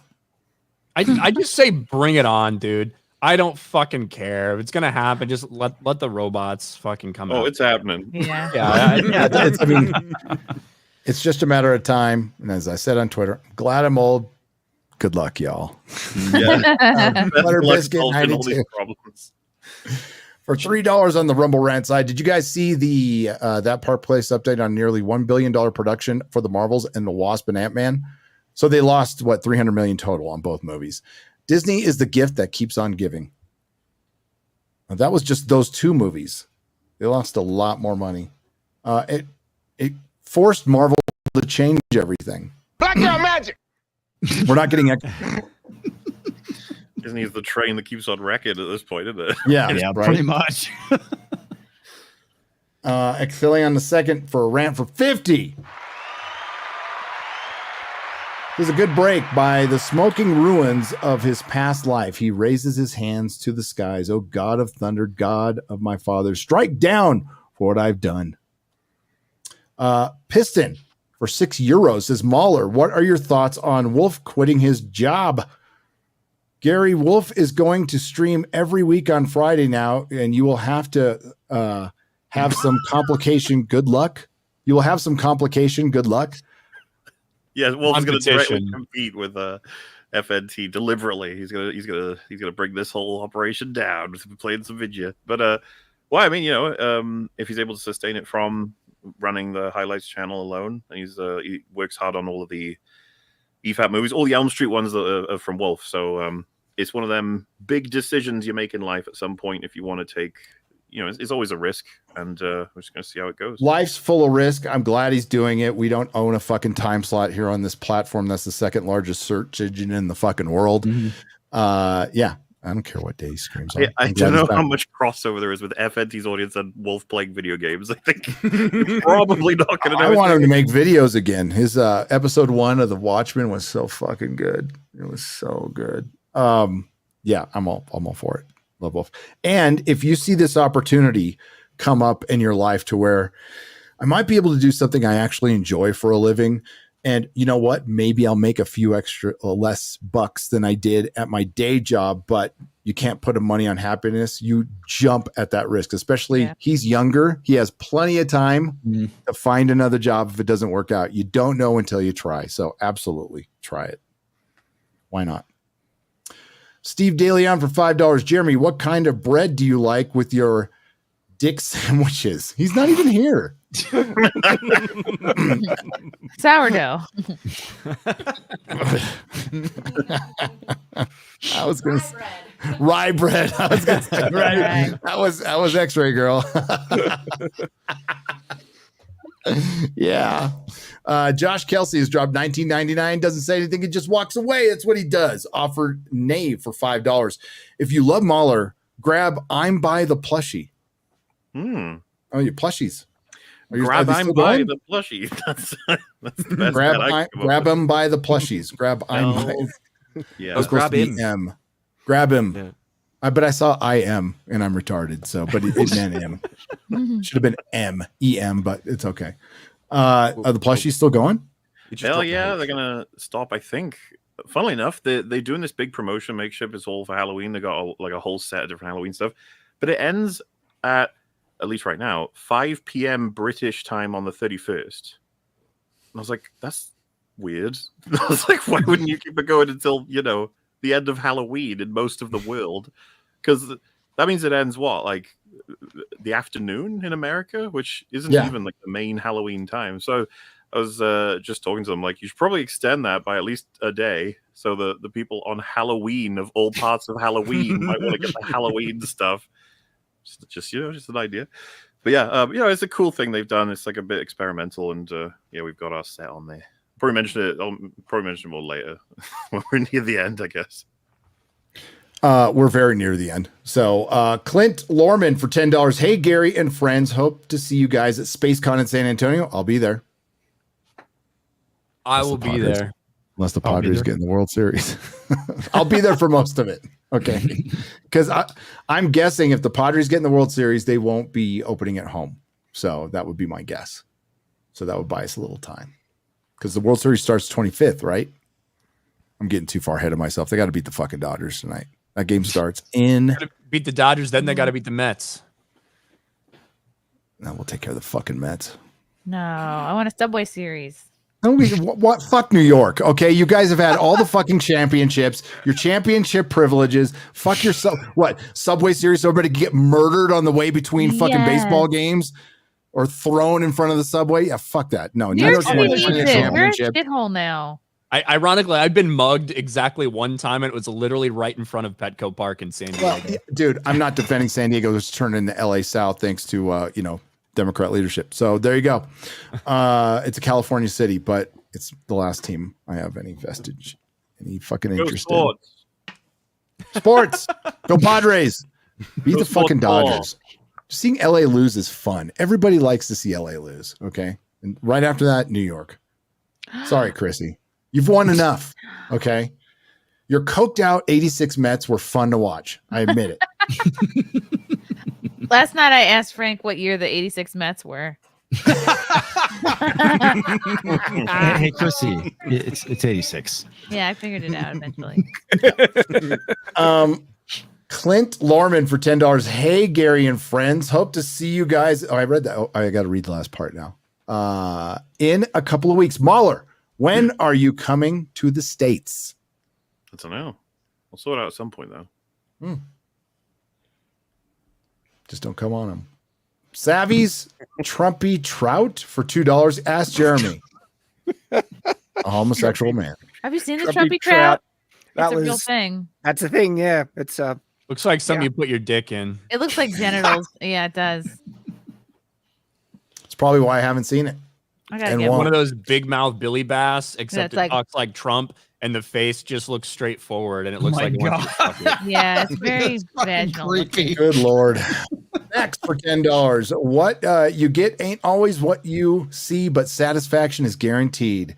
They say what you give is always what you need. So if you want me to lay my hands on you, lay your hands on me. that sounds like music lyrics. It does. Next. What band would have sung that? I'm familiar with it. What brand? The brand's probably a better fucking Sounds like a Dave description. Matthews Band song. grand. That's like I something don't know Gary what- would like. Knowing it's that probably- the world is round.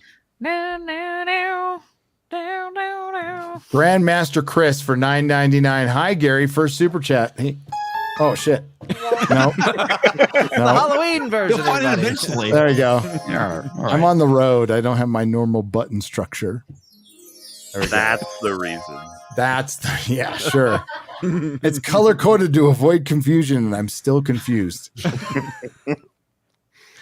And we're living, oh God, for $9.99. Hi, Gary. First super chat. We are now halfway through the Rings of Power or Mass. Oh, what? You mean the series? Not until halfway through season 3. And we're living on a prayer that's getting canceled. On a steel horse I ride. I'm wanted dead or alive. You fuck. That also This is sounds nice. like music lyrics. Gary, what band sings that? Shut up.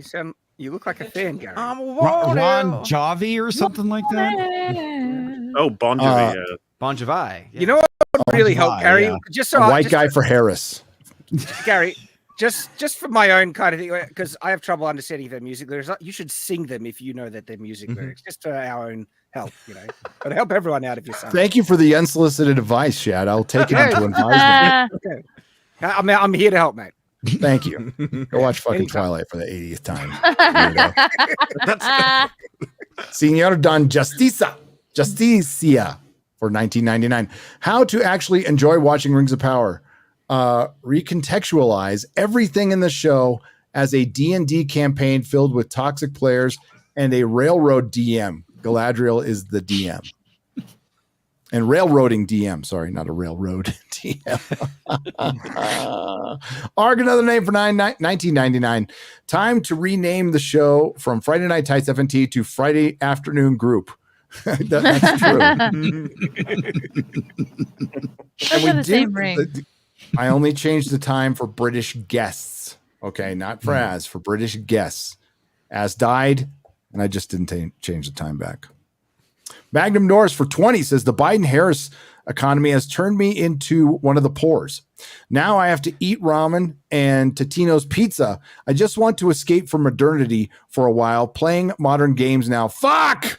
Yeah. No more Hundies. LOL. It's all, dude. Sorry about it. Feel your pain, man. Just play Tetris. That's what you Yeah. can be safe forever.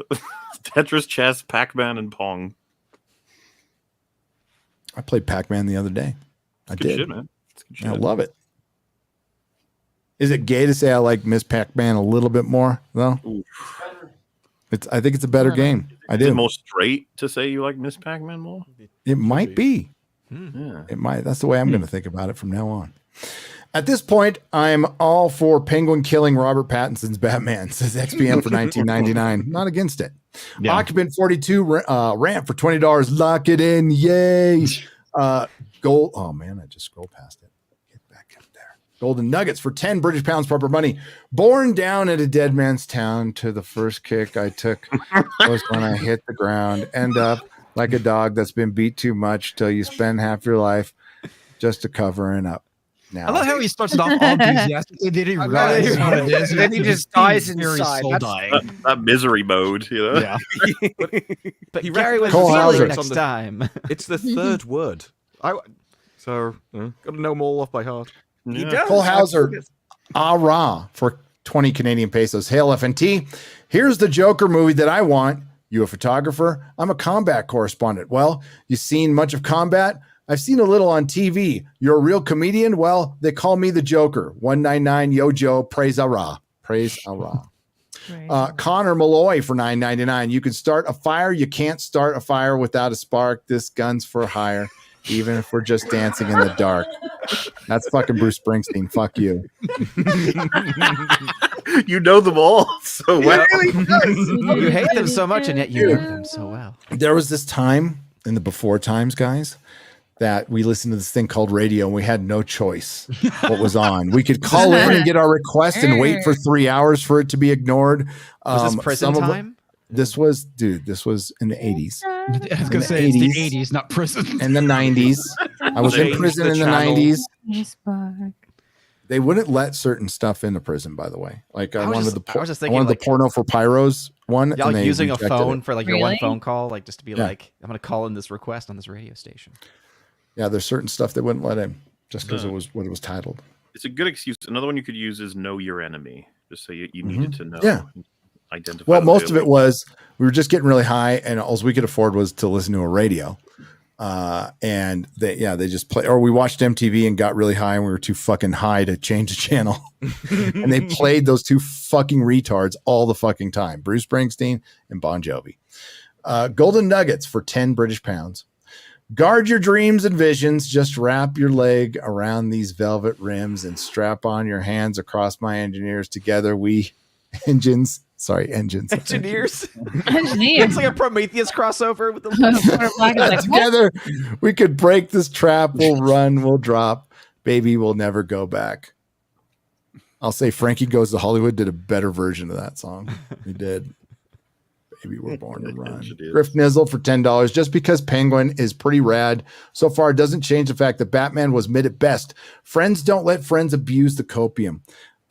Penguin did a better end of Batman than Batman. Also, I don't think have any of us said Batman is now good because of Penguin? No, because it's. I've always said it. What are you talking about? Yeah, I've always hated it, so my mind's not changing. Specifically Show's good, though. because of Penguin, though, or anything. I don't think any of us have said that. I know Az said he Yeah. revisited the Batman just to see how the Penguin functions in that compared to the show and stuff. But And then No, he said I- he liked Colin Farrell. That was his yeah, response. he very specifically did not mention much at all about Batman. He was- so I liked the Batman. especially that last third, man. Just You especially liked all the good black people, Ryan. Ironically, I think I did say that I liked some of the good black people in it. You did. I think you liked I- Jeffrey Wright. Well, what I specifically said is I think Jeffrey Wright's a fantastic actor, but like if you're gonna make the choice to do this, is because you think he can just deliver an amazing performance. I didn't think that was like one of Jeffrey Wright's amazing performances we've ever seen from him. Nope. I thought it was like rather pedestrian.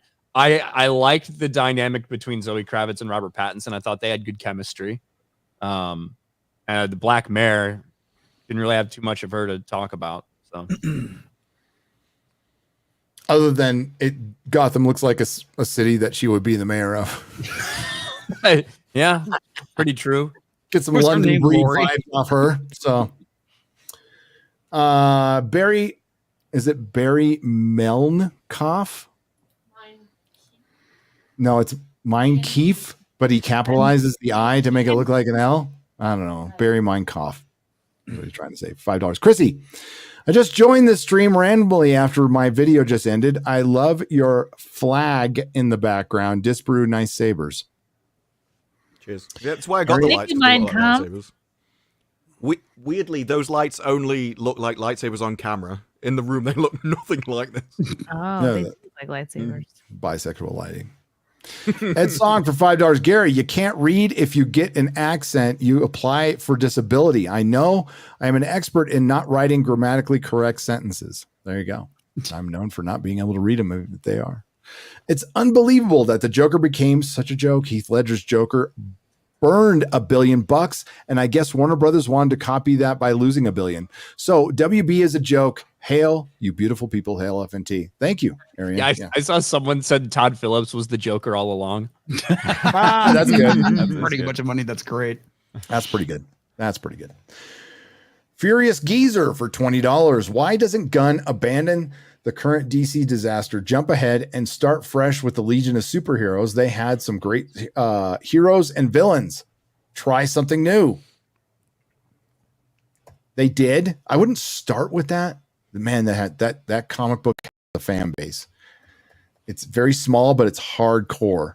I had the same like 10 people buying that comic for 10 years. Pretty amazing. Obi-Wan Bon Jovi for $10. The preacher man says it's the end of time and the Mississippi River, she's going to dry. The interest is up and the stock market's down, and you only get mugged if you go downtown. There you go. Obi-Wan Bon Jovi for $10. I live back in the woods. You see my woman and the kids and the dogs and me. I got a shotgun, a rifle, and a 4-wheel drive, and a country boy can survive. Country folks can survive. There you go. Yes, they can, especially in Florida. We might need to be careful about those super chats. Gary looks like he's going to relapse. No danger. Well, They just want me to through. sing. It's like, you don't want me to sing. I'm telling you right now, you are all so happy that Dan won that bet. Okay. The world is better off. Normal Man for 10 Canadian pesos. You got to love it when the artistic crowd defend a movie by saying it's supposed to be bad. Like, totally, WB poured millions of dollars into a film for it to suck. Bugger off. It was supposed to burn a bunch of money. Didn't you know? I love pretentious film critics. They're the fucking worst. I understand art more than you do because I went to school for 2 years and I can regurgitate more than you. ARG, another name for 1999. Remember, modern art is a tax evasion scheme. It is. It's a tax evasion scheme, and it's a way for dumb rich people to brag about how they understand things that are just piles of poop. Mm-hmm. I got banned from the Modern Art unironically- Museum in Palm Springs. You did? The one What'd you that's do on again? like the main strip there. Yeah. I've been I there. went in there really drunk one time and insulted all the art, so I got banned. Good. But it really Stream feels it next like time. it's a way for dumb people to pretend they're smart by inventing meaning into crap. It's just Yeah. It's kind of what I was doing there. I went in there with a couple people I was in Palm Springs with who weren't as drunk as me, and I was just like super sarcastically talking about how amazing everything was, but in a very demeaning way. There was like a bunch of like half melted statues of half melted suckers all around, and I was like trying to garner a bunch of meaning out of that. The guy spotted me as soon as I walked in. He's like, "This person doesn't belong here." He looks like trouble. Remember, modern art is tax evasion scheme. You buy a piece of art for $2,000, it gets appraised as being worth $2 million, and then donate it to get a tax break based on the appraisal, not the purchase price. These jackasses made the narrative incel-like Joker. I remember that changing to incels are Republicans. That translates to Republicans like the Joker, so they crashed the franchise. Well, whatever those articles that were written prior to the Joker helped it make a lot of money. Helped it make a lot of money. Now, I would argue that those of us who watched the first Joker and understood it would know that that's not what the message was at all. Of that movie. Like at all. Lame asses. 21 Palika has gifted two Nerdrotic memberships for $10. Thank you. I appreciate it.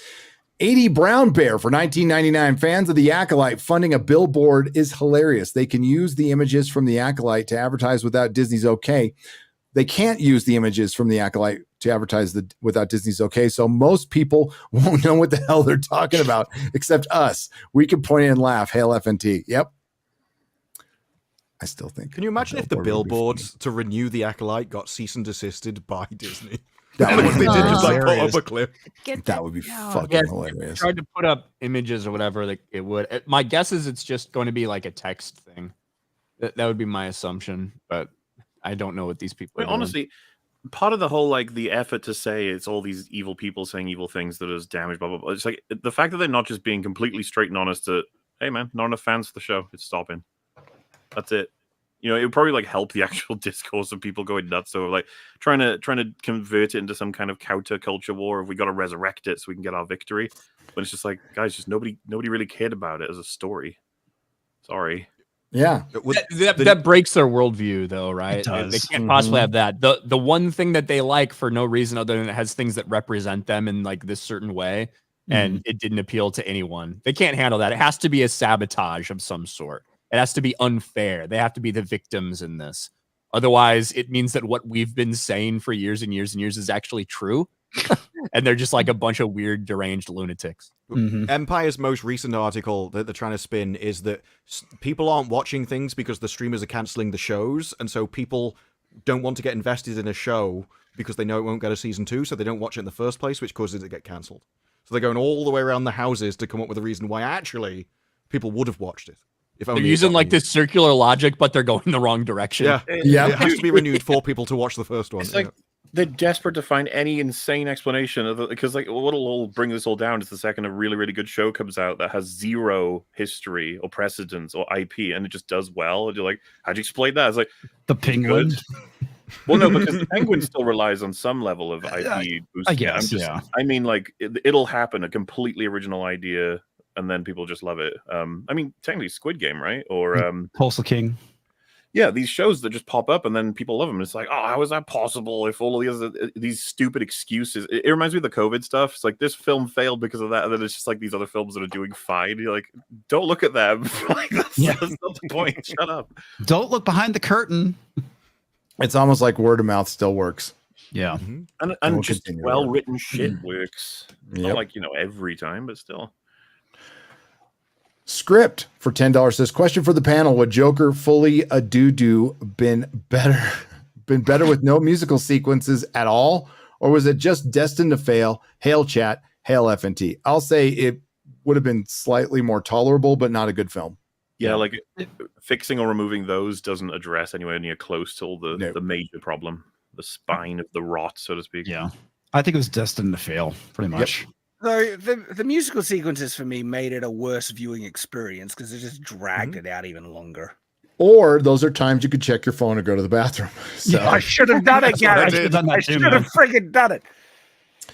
Bitcoin guy on the Streamlabs side for $30 says, my name is Maximus Decimus Galadrius, commander of the Northern Army, scourge of orcs, and loyal servant to the true King Fëanor. Mother of a missing daughter, wife to a missing husband, and I will have my vengeance in this life or the next. Well, you got I your could vengeance. believe that girl boss The fuck's Galadriel yeah, I could believe that she has a big dong, and that's why Elrond was attracted to her. Well, that's why she had to sit that. That's why she had to sit that way. Exactly. Yeah. On the Empire cover. God, what happens when Shad gets into the shipping community? Well, he likes Twilight. So he's been there. Shad might be the turns shipping out Shad community. is running one of those accounts. I'm secretly running it behind the scenes. Oh boy. Asian Nanya. For $10. You and I in a Rito toy shop buy a bag of baroons with the money we got. Sent them free at the break of dawn. To one by one, they were gone. Back at the base, sparking the software. Flash the message. Something's out there. Frauding in the summer sky. 99 red balloons go by. Auditioning for Team America 2? Or... I am. God, that's so good. I watched the 4K version. So good. So fucking good. I'm Ronry. Remarkably similar to your the Acolyte Soul impression as well. Isn't it though? Yeah, there is a difference though. There's subtle differences. That the fucking memes from that film spread like what I really do kind of sometimes wish there was a second one, but maybe not made now, made closer to when the first one was. But like when so many normal jokes mixed in, just the inevitable. It's just like in what? And he goes inevitable. God, open your freaking ears. Inevitable. Ryan Kinnell's, and we're gonna have to end on this one. Ryan Kinnell's gay subconscious on the Streamline side. Never mind my obsession with Brie Larson's man feet. Just thinking about comics division's abnormally large outie belly button, and what really gets me going. There you go. It's a great way to end this one. Kind of weird. We'll get the rest on a square up. I got a hot date with all these guys to go to a restaurant right across. I can't say street. It is a fucking it's a cobblestone Path. sidewalk that cars drive down regularly. And there is like on each side of the car, there's about 6 inches of, and it's little cars. I can't see them driving trucks, but yeah, they drive up and down this shit. It's nuts, dude. But it's right across the pathway that people use as a street. X-Ray Girl must just be really in awe that people can drive through those spaces. She was. I actually am. She was. I can't So- believe that. What do you got coming up? Comics. Let's see. Monday and Thursday, I do my typical streams. Tuesday, we're going to be doing a watch party, watching the 1982's The Thing, which is a fantastic horror film. Looking forward to that. And of course, tomorrow, Disparu and I will be on Geeks and Gamers Tabletop. We're playing Curse the Crimson Throne. And of course, you can find me here back on Friday. Maybe next Friday. We'll talk about that in a second. Yeah. Odin. You there, Punny? He said, "Be our back. Be right back." Be all back. He doesn't Be look our back. back. You're back. Doesn't look bad. Still a little tired from the travel. And dude, we're at 11,000 feet. So those of us who have grown up at sea level are feeling it a little bit. Yeah, that's pretty Yeah. high. Yeah. What does it feel like? The first time I went to Denver, short of breath. like the first time I ever went to Denver, which is only a mile up, I was like the first 2 days I had a headache just because the oxygen levels are a little different. Every time I've been since then, I've been fine. But that first day fucked me up for a first trip fucked me up for a first couple days. We're getting acclimated a little better, right? But like walking up the stairs are fucking, God, yeah, you it's get crazy. doing shit you never would. Yeah. Yeah, it's crazy. And then when we go to Machu Picchu, it's like 14,000 feet. So that'll be Right. that'll be That would crazy. freaking kill me. Well, we'll find out. Can't wait. What do you got coming up, Chrissy? Oh, let's see. I started streaming gaming poorly. That's fun. Got a couple of interviews. Oh, I think I'm gonna have Biddy O'Loughlin on Monday. Of course, we got Simcast on Sunday. This Sunday, 9 p.m. I think Star Wars Theory might be jumping on. That'll be fun and maybe uncomfortable for him. I'm excited. That'll be interesting.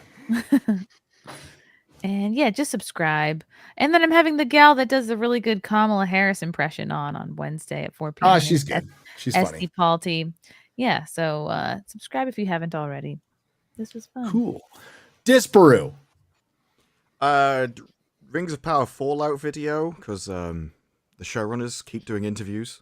And there's one special interview where all the comments are like, I actually can't believe they went and did this, because I even know you're on their side, and they still gave terrible answers. For the Elrond Galadriel kiss. Well, this is the showrunners, and they were saying things like, we didn't even know that he was Gandalf until season 2. Oh, you gotta wait, be what? kidding me. Please, come on. No, Okay, they didn't get the rights until the end, and they could probably say it once.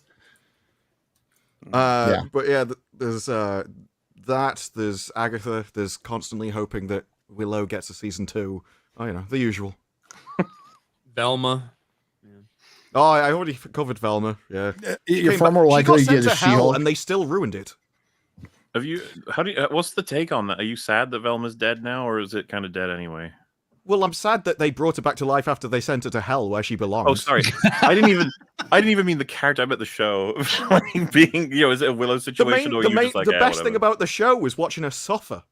Like well. throughout the entire show, things would fall on her. She got hit by a car. They were the most entertaining parts. And then she died. Then she got sent to hell, and everything was great until they resurrect her in the last few seconds just to screw me over. I'm so sorry I Felt missed like it. Felt like a personal attack. You're more Still likely was. to get you're more likely to get a She-Hulk season 2 than a Willow season 2. I would take that. Would Consolation. that be okay for you? I Okay. would still I'll be take very it. sorry for Warwick. And I would join you on any campaign to get it renewed if he wants to start one. Let's do it. I'm with you. I'm with you. Odin's not back yet. Shad. Check out what we made here on Shadowversity. It's Morgoth's So- pinky ring. Yeah, I know, right? They're one of the dumbest weapons ever made for a fantasy show, and we have made it, and we have tested it out on Shadowversity to see if we can reproduce those stupid moves Sauron was doing in the show, and it is hilarious how dumb this thing is. Her sword teleports in between the Yeah. the like, rings and stuff. It was so weird. But so yeah, we actually have made a steel version of it, tested it out on Shadowversity, and I've been doing large battle scene breakdowns for Rings of Power as well as Helm's Deep. So that's out there, and of course reviews and live streams on Night's Watch. So I've had lots of fun. Excellent. Ryan. Just normal put it on. stuff. I was fine from the hurricane. Didn't kill me. That's good. Like I said, can't say anything about anybody else that Good. lives in Florida. I don't know their status, but I'm sure they're fine. So, But yeah, glad we got through it. I don't really have anything else. Go Padres. Go Padre. When's the game start? In It's 8:08 hour? my time, so about About an an hour. hour. About an hour. Yeah. We'll see what happens. We're used to losing, but man, it'd be fun to beat the Dodgers again in the playoffs. It was really fun. Sports ball. MauLer. Ah. You gotta Plushies. ask a question. You gotta say something. Plushies. Set me up. You're supposed to yeah, say- I guess so. Set you up. Don't you have a bunch of Halloween shows set up and plushies going and a show called EFAP and you're expanding more stuff and you're doing shorter videos now? You just did an Alien Romulus What? video. That wasn't even a short video, and everyone was like, "Oh, so short." It's like I made a bunch of videos like that back in the day, man. It's hard being long, you know. It was a MauLer short. Everyone expects you to be even longer. But yes, I think we're doing Agatha tomorrow. Because that show has sort of almost disappeared from even people knowing it existed. So we're gonna have a little chat about it, most likely. And yeah, Elm Streets are dropping between 1 and 2 every week, I think. We're going through the lot. Freddy vs. Jason and the remake. We're going to check them all out. It's a fun little adventure. And yeah, we've got this Halloween promotion happening with plushy visions of the hosts and a hoodie. And I have it on good authority that if these can get above, I think, 1,000 units each, so that's like the 500%, I guess it would reach, then both Wolf and Rags have promised to stream Lord of Ring Gollum. Ah, I have a feeling I think that's worth it by itself. Yeah. Well, I'm working on getting Friggy to agree to that too. So the 3 of them, we can make it like a little super cut. Probably have another episode on that as well. But yeah, and we want to do something at the end of the month for like a classic horror film. And we have been tooling around a couple of different ones, including the prior mentioned The Thing might be the big option, actually, because we fucking love that movie. So it'd be One nice of the to talk best. about it. It's an amazing movie. Hell yeah. And yeah, I think we're going to do another Outlaws stream at some point, like an EFAB on a couple of the videos from it. We covered Alana Pierce explaining why IGN does 7 out of 10s, and that video was fucking horrendous. I think Az said he was actually watching, and it was surprising the amount of defense she pulls for IGN. You never want to be in a position where you find yourself defending IGN. No. But the give Willow a 9. logic by the time we reached the end of the video was the IGN reserve 1 through 5s mainly for like the indie market. So if you're AAA, you automatically get to at least like a 5, and then at that Wow. point, and she kept repeating, "It's about complexity." Okay, Star Wars Outlaws is a much more complex game than something you'd find on like Steam for an indie game. We were fucking losing it as a bunch of like autistic gamers who play all kinds of indie shit. We're just like, fuck you. Like Outlaws doesn't even work. But yeah, you know, plenty of fun things happening. Halloween is usually our busiest time of year, so we try and give all kinds of fun adventures. We just did Joker 2, which was particularly miserable, so I can't really claim it about that. But hey, everything else. Christmas is better than Halloween. Nope. Yep. Nope. It's a very uncomfortable hat. I need to take it off. Yeah. No, I your like them both. punishment is keeping like 'em it both. on. Okay. Friday Night Tights. Well, okay. for the next week, I'm on vacation. We're not streaming. There's no Nooners. There's no real BBC for me. There will be on Az's channel with MauLer. They'll probably get a fine guest. And there's a video coming out. We just released the supercut. Friday Night Tights. I'm undecided until I get to the next hotel and test the internet speed. So I'll know then, because it really just depends on that. I hate to miss it, but I think we could probably miss one. I know it'd suck. Sorry, audience, but I mean, we haven't missed one I haven't missed one in 6 years. So I think that's a pretty good streak.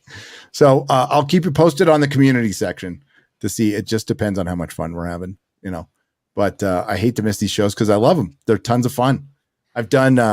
We've done these from New York. We've done them from London. We've done them from Paris. Now we've done one from Peru. I've streamed from a castle at Sicily before. So Nice. It's possible. It's possible to do it. So we'll let you know as soon as possible. And if there's a contingency plan, which there probably won't be, but we'll find out soon. But thank you to the Nerdrotics. Thanks to everyone who left a super chat donation. I will do random live streams throughout the week, mostly for Forbidden Frontier, but we do have to do a square up when it's late at night. And I'll just wake up my wife. That won't matter, right? No. Okay. And thanks to everybody who participated. Thanks, Rumble. Thanks, YouTube. And we will see you I don't know, maybe next week, maybe not, but definitely the week after that for sure when I'm back, because that's going to be during SpaceCon. So there's going to be a whole group of people, and we might just do it from my house. So that'll be kind of fun. So we'll see you soon. Thanks, everybody. Ciao. Bye. See ya. Bye. Bye. Bye.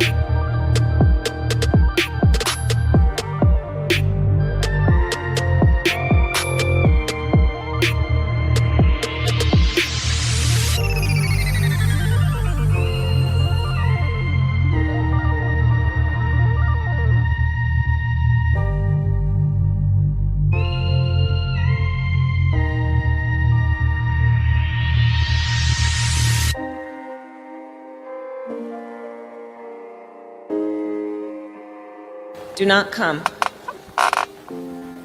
Do not come. I'm gonna come. Dame, dame.